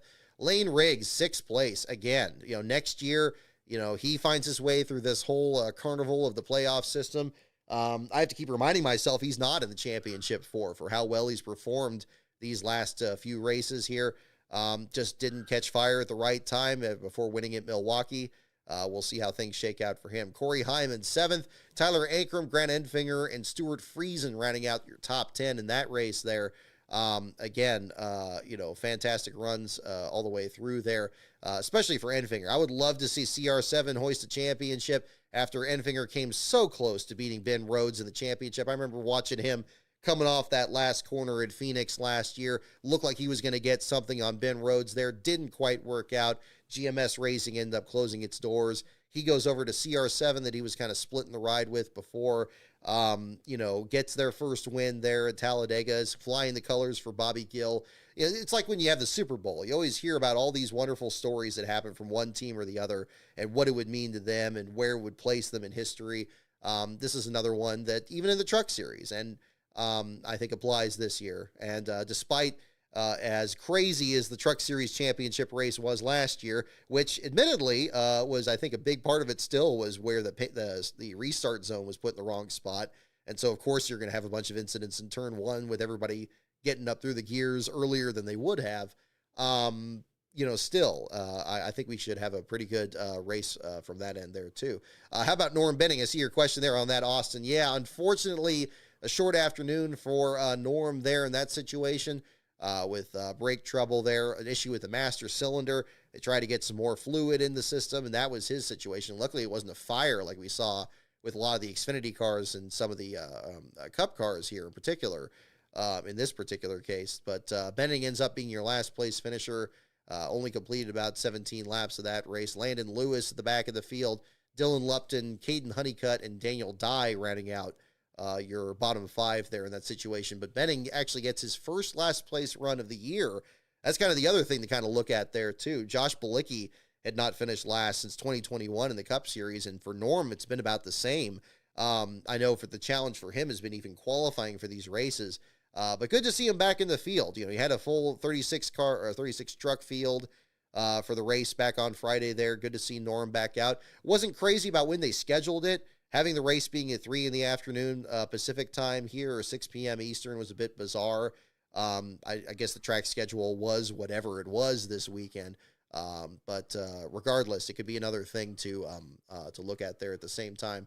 But Benning remains your leader in the overall Truck Series standings. However, he is not a factor in the NASCAR Truck Series Championship. And we'll pull that one back up here in a moment. This one is a very interesting one, as you will see on the second screen here. So Mason Massey and Thad Moffitt are still your leaders.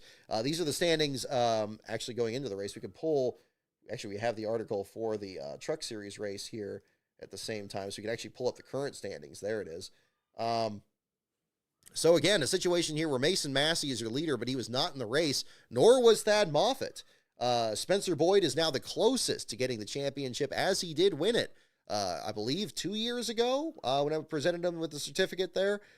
So he is potentially in a situation to get his second NASCAR championship. Bailey Curry has an Xfinity NASCAR championship.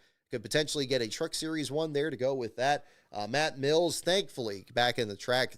Thank goodness he's back after that brutal hit at Homestead and being hospitalized for smoke inhalation. Glad to hear him back at the track again. Incidentally, of course, he ends up in NASCAR contention for the finish that resulted from that race. And right next to him is Connor Jones, who is still is a factor there as well. If he gets a last place run, could tie Massey's bottom 5s and be ahead of him on bottom 10s, and could potentially be in there. I know he was suspended for a race. He should have been, which is absolutely true. I think that was about as consistent as you can get with what was done with Chase Elliott and Bubba Wallace and other cases where you had an intentional wreck. That could have been something very serious there in the same case. So I think that was appropriate. For him, I think there probably is something more that probably should be done, just because, unlike in those other two cases, this is a very young, a very aggressive driver, and getting into the wrong habits earlier in his career. I don't know if it's other drivers in the circuit that need to take him aside or something like that, or if something else needs to be done, but I think that's another one to look at the same time. So again, very close battle at the front. I believe Justin S. Carroll, 2, 4, and 6. Yeah, that would keep him in there. Marco Andretti on down. They're pretty much the only ones that are not going to be a factor there. I think Andretti would not have the bottom 5 tiebreaker there or bottom 15 tiebreaker with Massey because he has so much fewer starts. So pretty much your Truck Series LASCAR championship comes down to these 7 drivers here, and it's going to be a matter of which of them are going to be entered. Mason Massey could get the championship despite not being entered in the race, if that's the case. I know he and Young's Motorsports parted ways at least a little bit earlier this year, and him being the only Truck Series repeat last place finisher this year. But it is a very close pursuing pack. So I'll be very interested in the entry list coming up this week. And we'll kind of go back to the main screen here as well. So yeah, congratulations to Eckes. Yeah, a bit of confrontation there afterwards. Some great pictures and video from all that. I don't blame Taylor Gray for being upset, especially for how close it took him to even get into the playoffs this year as well. But again, this is something that NASCAR wants. And I think that if that's the case, well, then they jolly well got it there at the same time. So that was kind of the story there, too. Don't have too much more on the last place thing. That was settled pretty quickly. Let's see here. I'll kind of get this back up. Let me bring that back over here. So it is about to be certificate time next week in Phoenix. We're going to have some very interesting stories there. Before that, we'll kind of get into some other... Oh, I want to get to Super Chats. We'll get into this all here at the same time. I know I mentioned this in the article, too. The other thing that was interesting with Norm Benning's truck is that it was a former KHI truck, Kevin Harvick Incorporated. And yeah, just they was able to get that together and be able to enter the race, which was good to see. And he does intend to run Daytona next year with the Charlie Henderson truck that he acquired this year. Did run it at Talladega. Came home with very little scrapes on it there, finishing in the 21st spot. Pretty much the incident on pit road with Stephen Parsons was about the only altercation he had that entire race, which was something given how brutal it was, especially among the leaders. I think Mills had another pretty hard wreck in that event, if memory serves there as well. Let's see here. Oh, I see your comments there about NASCAR Man History. Let me jump into that there, too. Yes, thank you so much, everyone, for checking out NASCAR Man History's newest video. Those of you at the Patreon, patreon.com/LASCAR on Brock, you had advance access to that video before it was posted this week, that being on the late Larry Smith and a tragic accident that happened at Talladega back in 1973. I thought NASCAR Man did a very fine job on the production of that script. I just narrated it. I didn't, again, it was one of our efforts there on that one there, but I thought he did a tremendous job on that, on a very delicate subject there, and presented some really interesting information to kind of demystify it. Again, which I think is one of the best things you can do with a lot of these documentaries, is take a story that people either think they know or just have overlooked completely and try to shed some light on it. And I know NASCAR Man shares that passion. And yes, that is a different person. It's not me. It's a different person. I can definitely assure you of that. If you watch my videos, you watch his videos, there's very different styles that are involved in there in terms of, production and very different kinds of stories, too. I usually just focus on NASCAR, especially the Cup Series, and he has a much more diverse interest to hear these other circuits there as well. But both of us, I think one thing that allows us to work together very well is we don't shy away from very delicate subjects, too. That's ones that need to be covered there as well. And I think this is a perfect example of that. And definitely back when we did our own videos on the Dan Weldon tragedy in 2021, I think that also gives you an idea of, kind of, again, our different styles but shared interests there at the same time, too. So, again, I think his video is far superior to mine there as well. Mine was a bit more experimental, I think, in my approach. But I think that his context that he provided to what happened in Vegas in 2011 was very comprehensive. So that was a good one there, too. Let's see. We talked about that. The news about Irwindale Speedway closing in December, that's really sad. I've never been there, even though I'm here from California.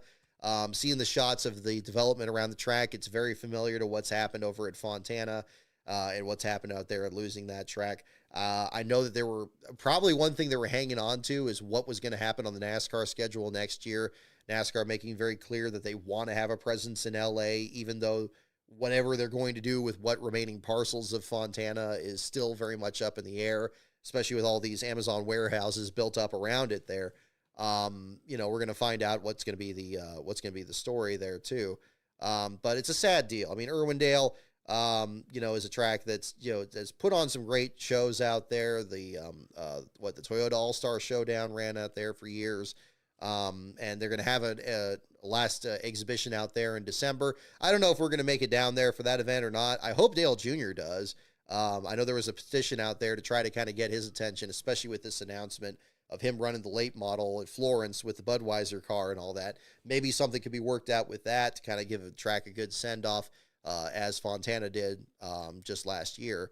So we'll see if that's going to be another story on that there as well. I want to congratulate Brayton Laster on securing a full-time effort in ARCA next year. That's going to be exciting.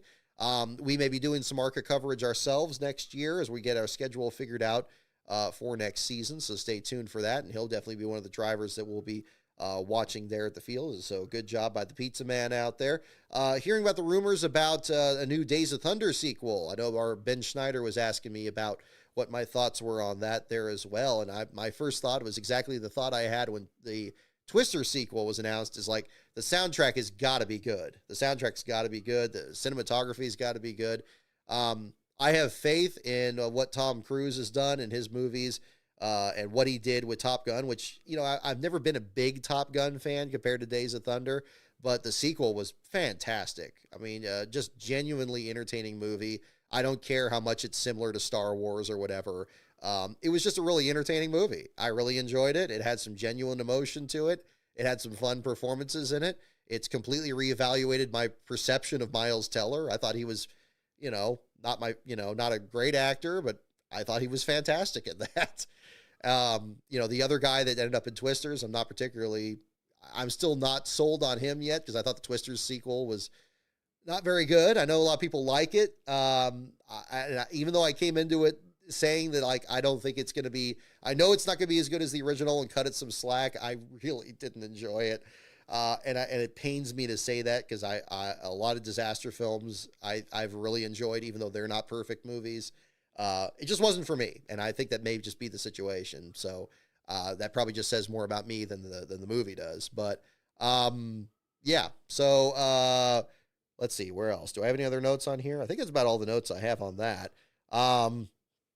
Let's see. We'll do some trivia questions here as well. There we go. ASA ran Irwindale. Oh, there we go. Yeah, I didn't even think about that. Yeah, the first Twister movie. I'm gonna have to go into this again. The first Twister movie is almost perfect. It's such. I've wondered at times if I like Twister more than Days of Thunder, because it's just so good. When Lasbro and I were over at that gas station at Kansas this past May, when we were waiting out the storm there, and we were talking to him about it, he's like, "Oh yeah, don't they make the food look really good in that movie? Like the steak when they stop over at the aunt's house." It's like, yeah, it's great. Even the food looks good. Like, I didn't even feel like the new movie did the food that good. The food didn't look that appetizing. That was kind of the comparison. It was a well-meaning effort. It was ambitious that they tried to do the sequel. I just didn't like it. I mean, the first one is just, you don't mess with. There's some movies you just don't touch, and I think Twister is one of those. And especially when you don't have Bill Paxton, you don't have Philip Seymour Hoffman, and of course you're not gonna be able to replace those people with anything. And even if you get the guy from Top Gun Maverick, it's not gonna work. But again, it's the first one. It's just so good. And the soundtrack is massive. I cite it in my soundtrack video that I just posted recently on my third channel. That's why I focus on that. That opening scene is just perfect, with the plane flying by in the background, and the boisterous adventure music as the truck's driving across the field. Perfect. Like, it's just it's hard there. It's like trying to remake Gone with the Wind or something. It's The Godfather or something.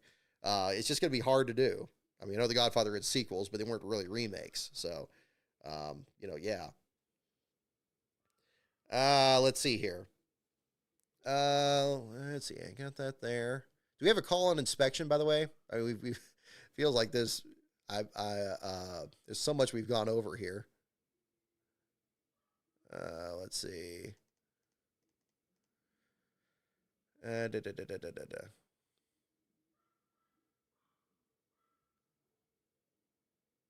Oh, Slapshoes retweeted his video on the dam of legitimacy. I should retweet mine as well.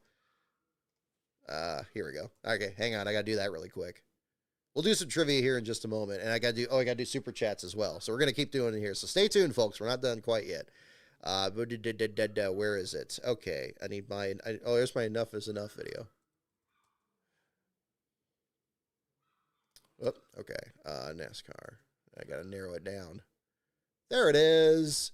There's my video. There you are. My goal at the channel one of these days is to not have my top video on my channel be the Scott Baker accident footage. Like, I know that is, and I know that's still, you know, it's up there. For some reason, for obvious reasons, I suppose. It's lost media angle of it, for sure, and then the subject matter as well. But it'd be nice if one of my produced videos could kind of get those numbers. We're getting there. I just got to find the right one. We're getting close. This opinion video that I did is definitely, that one did really well. I'm very pleased with how that one did. Boop. There it is. Alrighty. Got to do that. Okay. Nothing on inspection yet? Yeah. No. There's probably going to be a later wait on that. That'll probably be after the show here tonight. Let's get the Pocris page. So much to unpack. And we got to get the certificates printed and get everything rolling here. Okay, Pocris, thank you for tweeting this. Okay, so we'll get on the second screen here. I'm sorry, we're hopping around a little bit here, but bear with me here, folks. We're going to get that going here. Second screen, go. There it is. So according to Bob Pocris, there is no written rule on riding the wall. Now, that is interesting. Very interesting. So it's a judgment call. Yay! We love those because nothing can go wrong with that. It falls under this rule. So, okay, here we go. Section 10.526, safety penalties and penalty options. So these 5 lines here are what it calls under. Safety is a top priority for NASCAR and NEM. Therefore, any violations deemed to compromise the safety of an event or otherwise pose a dangerous risk to the safety of competitors, officials, spectators, or others are treated with the highest degree of seriousness. Safety violations will be handled on a case-by-case basis. Oh, no, that's not good. That is not good. There is no rule against riding the wall. Well, that's bad. That is bad. So they could have just as easily said, well, okay, maybe this one was excusable and the Chastain one wasn't. Like maybe that one was that much more unsafe than the Bell one was. Was this unsafe? Well, I mean, they could argue it one way or the other. It's amazing to me that they decided that the wall ride was so glaring in this case that they had that be, a situation there. So, it's that's what they worked with. But that's a lot of gray.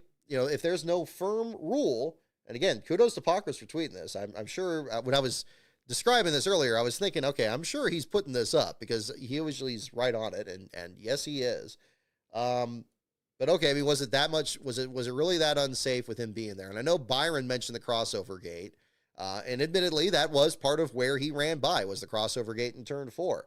I guess maybe that was where we were looking at. But if that's the case, then say it. Then say that that's what it is.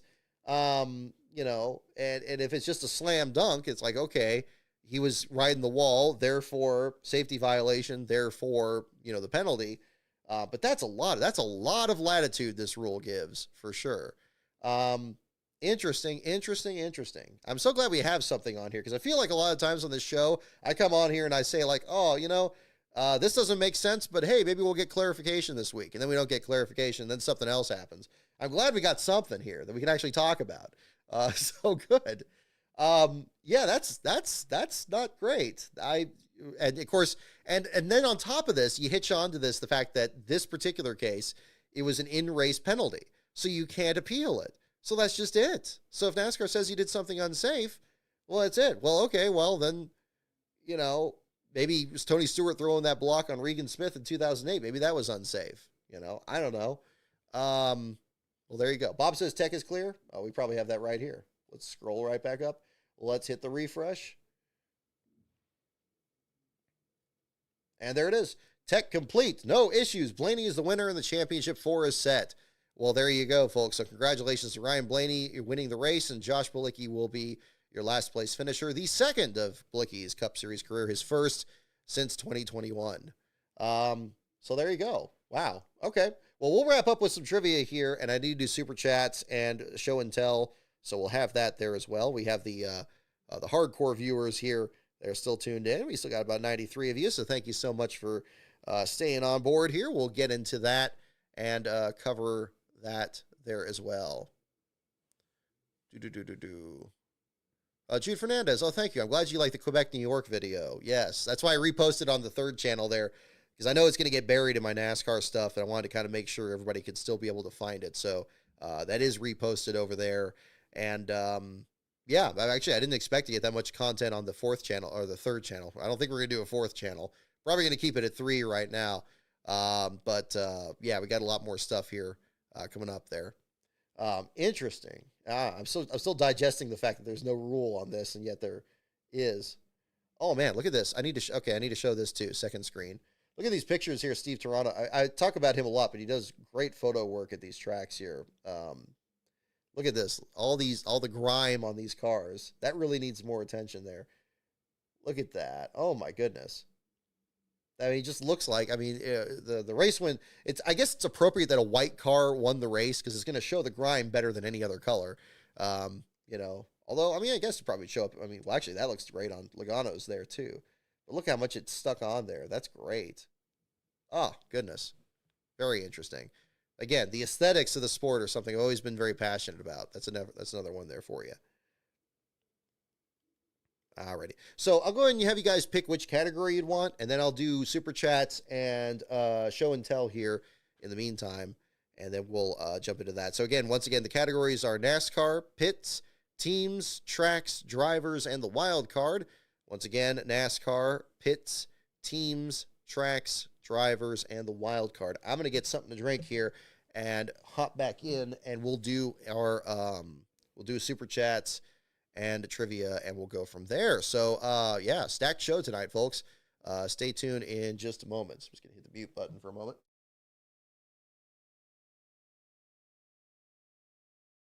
It's time for some more Winston Cup water.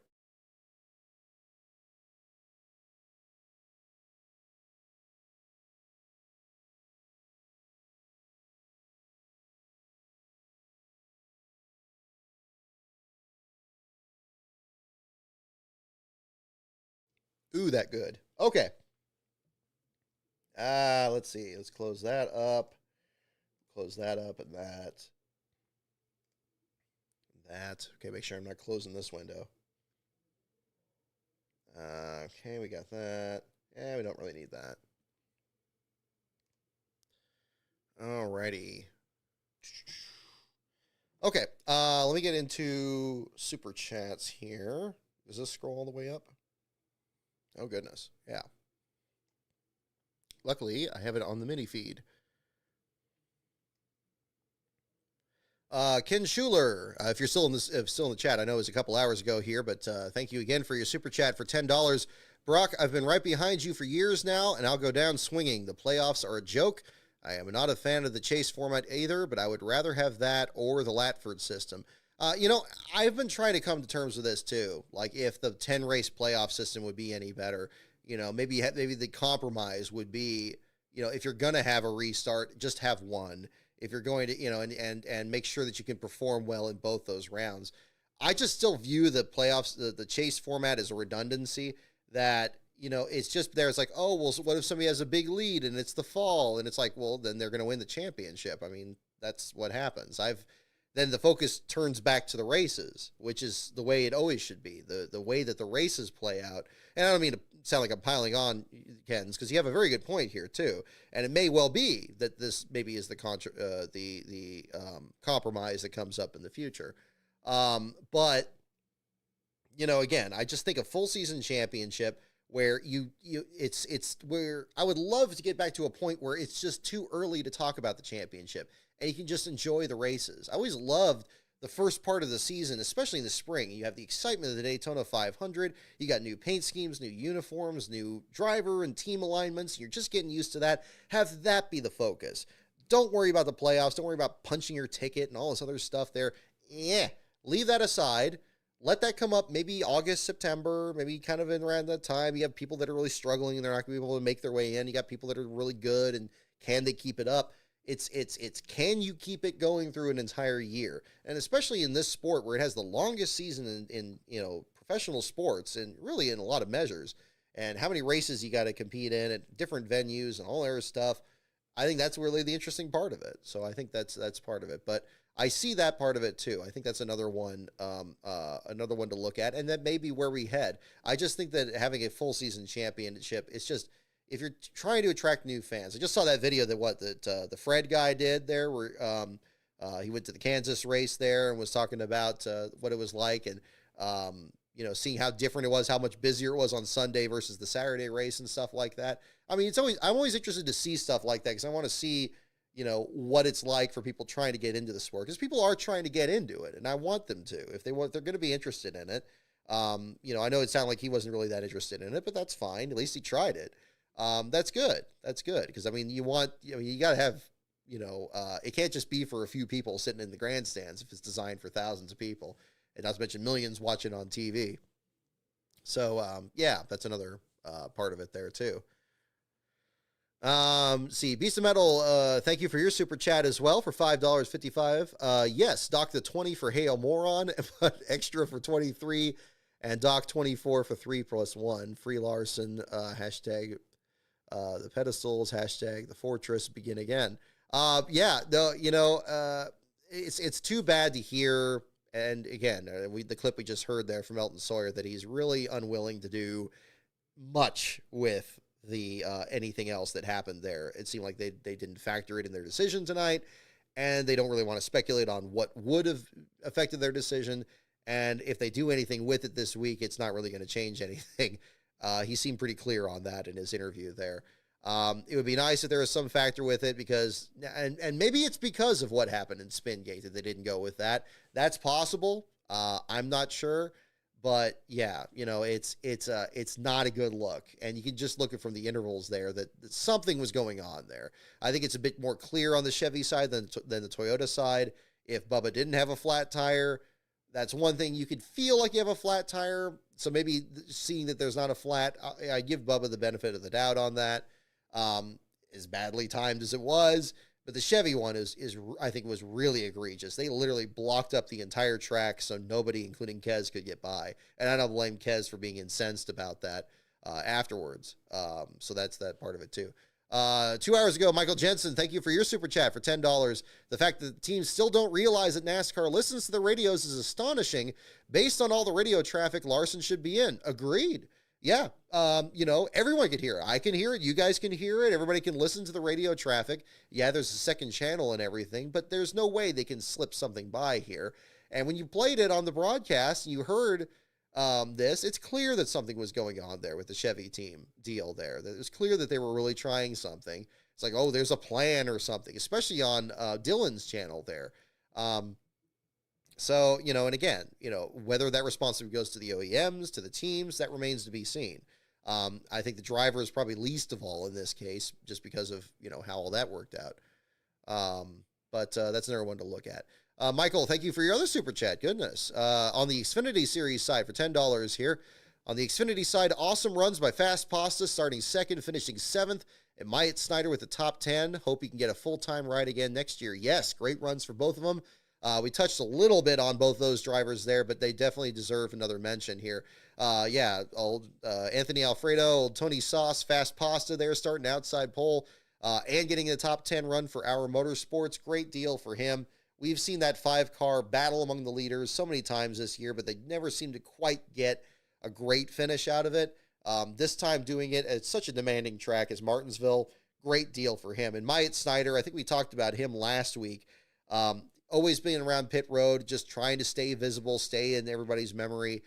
He had some of those good runs for RSS Racing in 2020. It's good to see him back out there, get a quality ride, see Treetop stay with him as a sponsor, and get a good run out there. That's good to see. I think that's a good effort there for him as well. So kudos for him at the same time there too. So yes, Michael, thank you for mentioning that as well. And Joseph Schneiderman, thank you for your super chat for $5 here. Brock, without distracting you from trivia, there's an important hearing tomorrow in the NASCAR lawsuit. Thank you for mentioning that as well. Yes, there was the news earlier this week about the expedited discovery motion that was turned down, which is unfortunate because I think we all wanted to kind of hear what's on the books here and what information is out and get that on the public record. Probably not surprising that it didn't go through. I'll have to check your message, though, as to what the other factor is here as well. But I should email you. Yeah, definitely email me and let me know. We can always talk about it in our Phoenix show because there will be a Phoenix show. We'll be doing that Sunday night there after the Cup Series race since we'll be watching this remotely there next week. So that'll be another one to certainly talk about. We'll do a couple trivia questions here, and let's see which. Let me get into the first question on this. What category do we have? Which category do we have a lead on here? I see drivers, wild card, teams. Somebody total up which category is leading, and then we'll do that on here as well. And then we'll do that. While you're getting the totals up here, I want to bring my show and tell on here. Let me pull up this. So I want to get this correct at the same time too. Getting all the screens together, getting all the screens ready. Not there. Where's that? I need.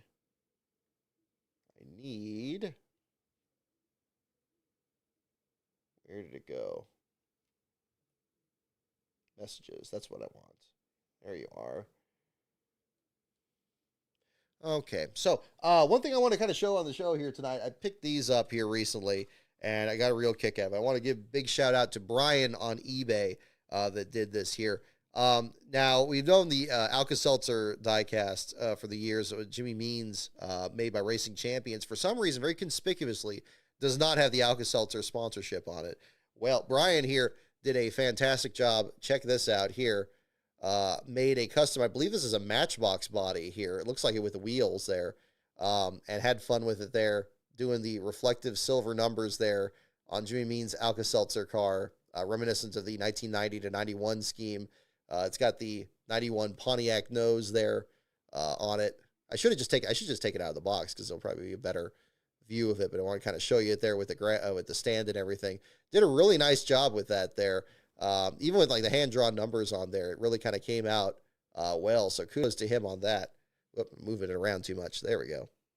Try to bring it a little bit closer in the shot there. There you go. So yeah, he kind of like stripped this whole body there. It has it with the clear windows there too. Seemed to have a lot of fun there. It even managed to fix it into the package there. So yeah, I thought that was pretty cool. And kudos to him. He also threw in this Cale Yarborough diecast of his Hardee's car. This was from, actually, there's a 3-pack that was made in 1994 after Sterling Marlin won his second straight Daytona 500, a feat that's now since been matched by Denny Hamlin. They really should make a new version of this. But one thing that was cool is it included this version of the Hardee's Chevrolet that Cale Yarborough drove, and this one here preserved in a package there with one of his trading cards next to it there. This one not a custom, but a Racing Champions production. Always have a soft spot for those diecasts back then, even with the black windows. So a cool display on that. So that one came in there at the same time. So a little bit of history there to bring in here at the same time. Where are we? Okay, Michael Jensen, thank you for the total here. I see 6 for wild card, 3 for drivers, and 1 for teams. So we'll do wild card here and do a couple questions. Yep, there we go. Got to do the jingle. Right on, Charles. I love it. All righty. So we'll do some trivia. So we're going to start with a number. This will be the first question here. How many Busch Pole Awards did Dale Jarrett win in 1997? Don't look it up. Try to guess. How many Busch Pole Awards did Dale Jarrett win in 1997? That is your question. Let me know what the answer is on that.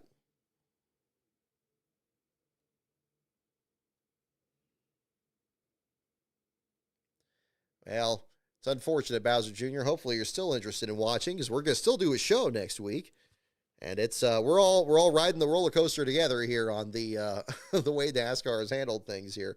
But I'll tell you what, I mean, it's been a packed show here tonight, and I appreciate you guys tuning in here on this one. It was a little bit crazy here with everything going on, and who knows, we're probably going to have another one next Sunday night too. So we'll find out if that's going to be the story there too. Let's see, 3, 7, 6. Let's see, we got several guesses here. How many Bush Pole Awards did Dale Jarrett win in 1997? That is your question. Let me close this window out here. It's glaring in my eye here from the side. Okay. How many Bush Pole Awards did Dale Jarrett win in 1997? The answer is 3. 3 is the correct answer. There we go. Bring that back up. 3 is the correct answer.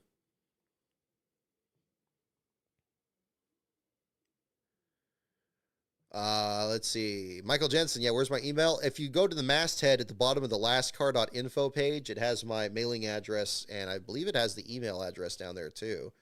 It should. I believe that's where I put both of them. I wanted to kind of have the Last Car site be kind of my one thing I could point at about the books and the videos and everything else, so it makes it much easier to market. Oh, it doesn't have it down there. I thought it was down there. I know on the old version of the site, it had my email right at the top. Maybe it's not. Is it up here? No, it's not there. Okay, I'm going to have to update. Oh, no. There's a, if you go to my website, there is an email link at the top. Let me see if that works. Does that work? I don't have Outlook, so it probably won't work on here. Something went wrong. Oh, that's not good. You don't want that to happen. Yeah, that's because I don't use that version of the mail. That's probably it. Let's see. Does it at least do the highlight? Does it show the link? I think it does. It should be at the top of the page, because I did program it so it would have that on there. I mean, I'm so glad. It was such a pain to get this site set up last year. We had a lot of hurdles to go through on that, but I'm so glad we did it, because the site really needed to kind of shine on its own. I've been very happy with the results this year. It's been so much easier to update. Our staff writers have been able to kind of post their articles on there, makes it easier to edit. It's been great. So, and I hope you guys enjoyed it. It's still a work in progress. There's other things I kind of want to work on it with it too, but that'll be another one. Racing Reference saying the DJ won 2 poles in 97, not 3. Maybe it kind of won where qualifying was rained out. That must have been what happened. It's gotten this wrong before, so that would be the case. It says 3 here, but that would be it. Let's see. Yeah, that one's a little bit too easy. Let's see. What owner, okay, here we go, next question. What team owner opened a museum 30 minutes from Martinsville in Stewart, Virginia? What owner opened a museum 30 minutes from Martinsville in Stewart, Virginia is the next question. Yeah, let's kind of get that there. Yeah, he must have had, okay, I see a poll that he had where he led the points. Yeah, so, again, they probably didn't double-check these answers when they were looking through them, but that certainly could be the case.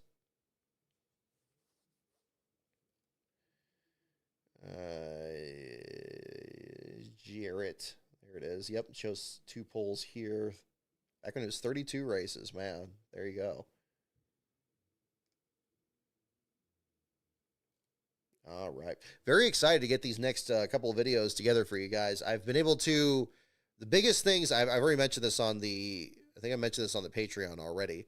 So the next episode of 500 Days on the Spring Texas race, the outtakes have been edited out. I'm getting tripped over my D's and T's lately. Fixed that up there. Got the graphics put together, starting to get that in, the videos and so forth. Next episode of Rise of the Field Fillers is also coming together. That one, I also got the outtakes removed from that one. And then I recorded the following episode of 500 Days, which is going to be on the spring race at Martinsville. That was just over this weekend. So that'll be another one that's in line. What I kind of like to do is kind of have at least one that's been recorded but not edited yet. And then I can actually kind of go one at a time and kind of keep the production going. It's always been tricky to kind of keep a conveyor belt going because you're going to have productive times and less productive times, or you're just going to have other stuff that comes up. That's always a part of it, but yeah. What owner opened a museum 30 minutes from Martinsville in Stewart, Virginia? We got guesses for the Woods, McClure, the Wood Brothers, Stavola Brothers, the Woods, Glenn or Leonard Wood. Let's see. And the answer is indeed the Wood Brothers. You got that. You guys are too good. You're all too good on that one. It used to be their headquarters, correct. Yes, Beast of Metal. There you go. Do you think that Blaney is a Hall of Famer already, Hall of Fame driver already? He could be. I mean, it could be argued. I'd like to think that we're only seeing the beginning of his career, and that'll become that much clearer maybe 5-10 years from now. But he's on his way. I mean, if you win a championship and you're on your way to doing it again, even with this convoluted system, I guess that's the part that kind of muddies things. It's probably the same reason I felt about, Ricky Rudd being in the Hall of Fame versus Carl Edwards. But, again, different eras and so forth. I think that'd be another part to look at. Do I think Hamlin ever wins a championship? I think he does. I think he gets one. I have faith. I don't think he's fully succumbed to the kind of pessimism that kind of keeps you from that. It's just frustrating. He had another solid year this year, even though he probably jumped the start at Richmond.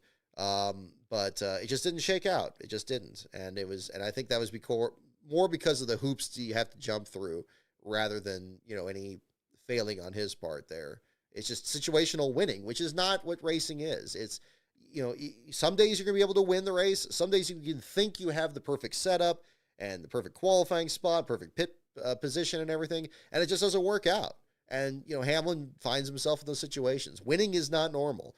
I'd like to say Hamlin can still get it. But I mean, the younger drivers, they're getting stronger and stronger. They're driving for better and better teams. You even see guys like Carson Hocevar, who I know got a lot of criticism today from the booth about how aggressive he was driving, which is rich in a playoff race where everyone is doing every kind of little strategy to get their guys in there. I was like, come on, what are we criticizing here, really? But it's not going to be easy. If he does, it's going to be, it's just going to take luck. I mean, really. And unfortunately, that's still a factor in who takes it these days. Alrighty. Let's see.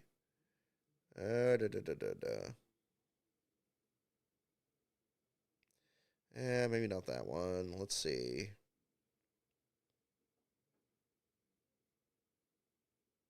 Here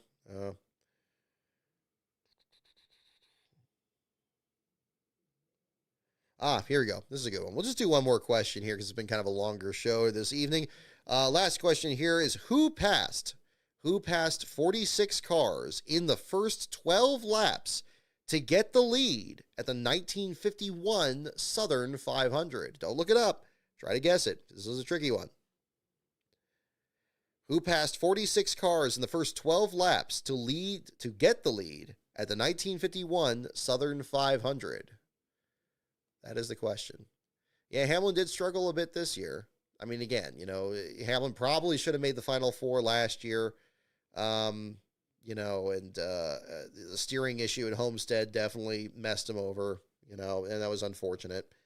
And this year, when he was on his podcast, he kind of made it sound like he was surprised he kind of got this far. But then, yeah, that wreck in practice didn't help. He was having to dig out of that hole this whole weekend here. And it's rough. And they did really well. I thought maybe he'd get in the top 10. I didn't think he'd get any stage points. I certainly didn't think he'd get in the top 5. It just wasn't enough. And when it's not enough, what do you do? And then he gets into Phoenix, and then there's been times where he's been finishing further down those rankings too. It's tough, and I saw him win the Phoenix race, when it was the penultimate round in 2019, and he looked very convincing there and learned from the lessons from when he ran out of gas there in 2010. It's going to be tough. It's going to be tough. And I know he knows that. All you can do is just keep plugging away. Just keep trying. So we'll see where things go. Who passed 46 cars in the first 12 laps to get the lead at the 1951 Southern 500. You want to talk about a Hail Melon? That's what that sounds like right here. Probably went on the, probably the first guy that went on the banking at the breakdown lane says, "Hey, this is faster than running the apron." That might be it. That is a fascinating thing with Darlington is, yeah, it is so wide there, but that that banking was originally intended to be the breakdown lane, so it's why it's so narrow. But it makes an interesting thing. We got guesses for Marshall Teague, Buck Baker, Johnny Mantz, Herb Thomas, Ned Jarrett, etc., etc. Zemgus Gergensens. I would love if that would have rhymed. That would have been easier. Zemgus Gergensens. Zemgus Gergensens. That's a lot of G's. See, I told you I was having problems with D's and G's. And you give me one that has more G's in it than something with a lot of G's. I don't know. There you go. All right, take care, Joseph. Right on. I don't know if he's... I need to put my email on the thing there in the meantime, but I'll get that on the masthead there, and then, yeah, whatever message you have on the lawsuit, definitely let me know. You can also DM me on Twitter. That's fine. My DMs are open on there as well. All right, here we go. Let's see. Who passed 46 cars in the first 12 laps to get the lead at the 1951 Southern 500? The answer is Marshall Teague. A couple of you got that. The Ultimate 23 Dragon. Looks like you were guessing that, but you got it. Glenn 7000, you were the first one to get it. Looks like. So, yes, good on you. Both of you, indeed. Jerry 1639, you got it as well. Willie B, you got it. The Ultimate 23 Dragon. Yep, there you go. Excellent, excellent. Well, there you go. Well, that will do it for our trivia segment of the show here. So, again, congratulations to Ryan Blaney. He does lock himself into the championship 4, which means he was not disqualified, so he does not get the NASCAR Cup Series championship tonight, but he can become the first driver in the history of NASCAR to clinch both a Cup Series championship and a NASCAR championship at the exact same time. I'll tell you what, if that happens, I will, well, I don't want to make any firm promises, but I will endeavor to try to get a certificate over to the championship banquet in Nashville. So we'll find out. I probably won't be able to present it, but we'll try to make something happen. But who knows? Who knows? It'll be interesting. But, you know, crazier things have happened. So we'll find out what's going on here in the meantime there. So, yeah. So, yeah, gosh, I'm kind of at a loss. We've had so much ground that we've covered here on the show tonight. We've grown together as people. It's been so much. Once again, for our American viewers out there, make sure you vote. If you have not voted already, make sure that you do so. If you can do mail-in ballots, please do. If you get in line and they tell you to get out of line because the polls are closed, you stay in line because they got to make sure everybody in line votes. So make sure you exercise your right and be able to do so. And yeah, after everything is done with that, we'll be back here next Sunday after the championship race at Phoenix. We're going to talk about the action in the Cup Series race, the Xfinity Series race, and the Truck Series. We will find out who are going to be the champions of both the NASCAR Championship and the NASCAR Championships. We're going to have a stacked show that night, I'm sure. There's probably going to be some other officiating screw-up that's going to be, you know, something that we need to talk about. And if that's the case, we'll bring up the second screen and we'll watch the next Elton Sawyer interview about that. And that's going to be the next thing that we'll be talking about here. So thank you so much, everyone, for tuning in here on the show tonight. Have a wonderful week. Stay safe out there, and I will see you all next time.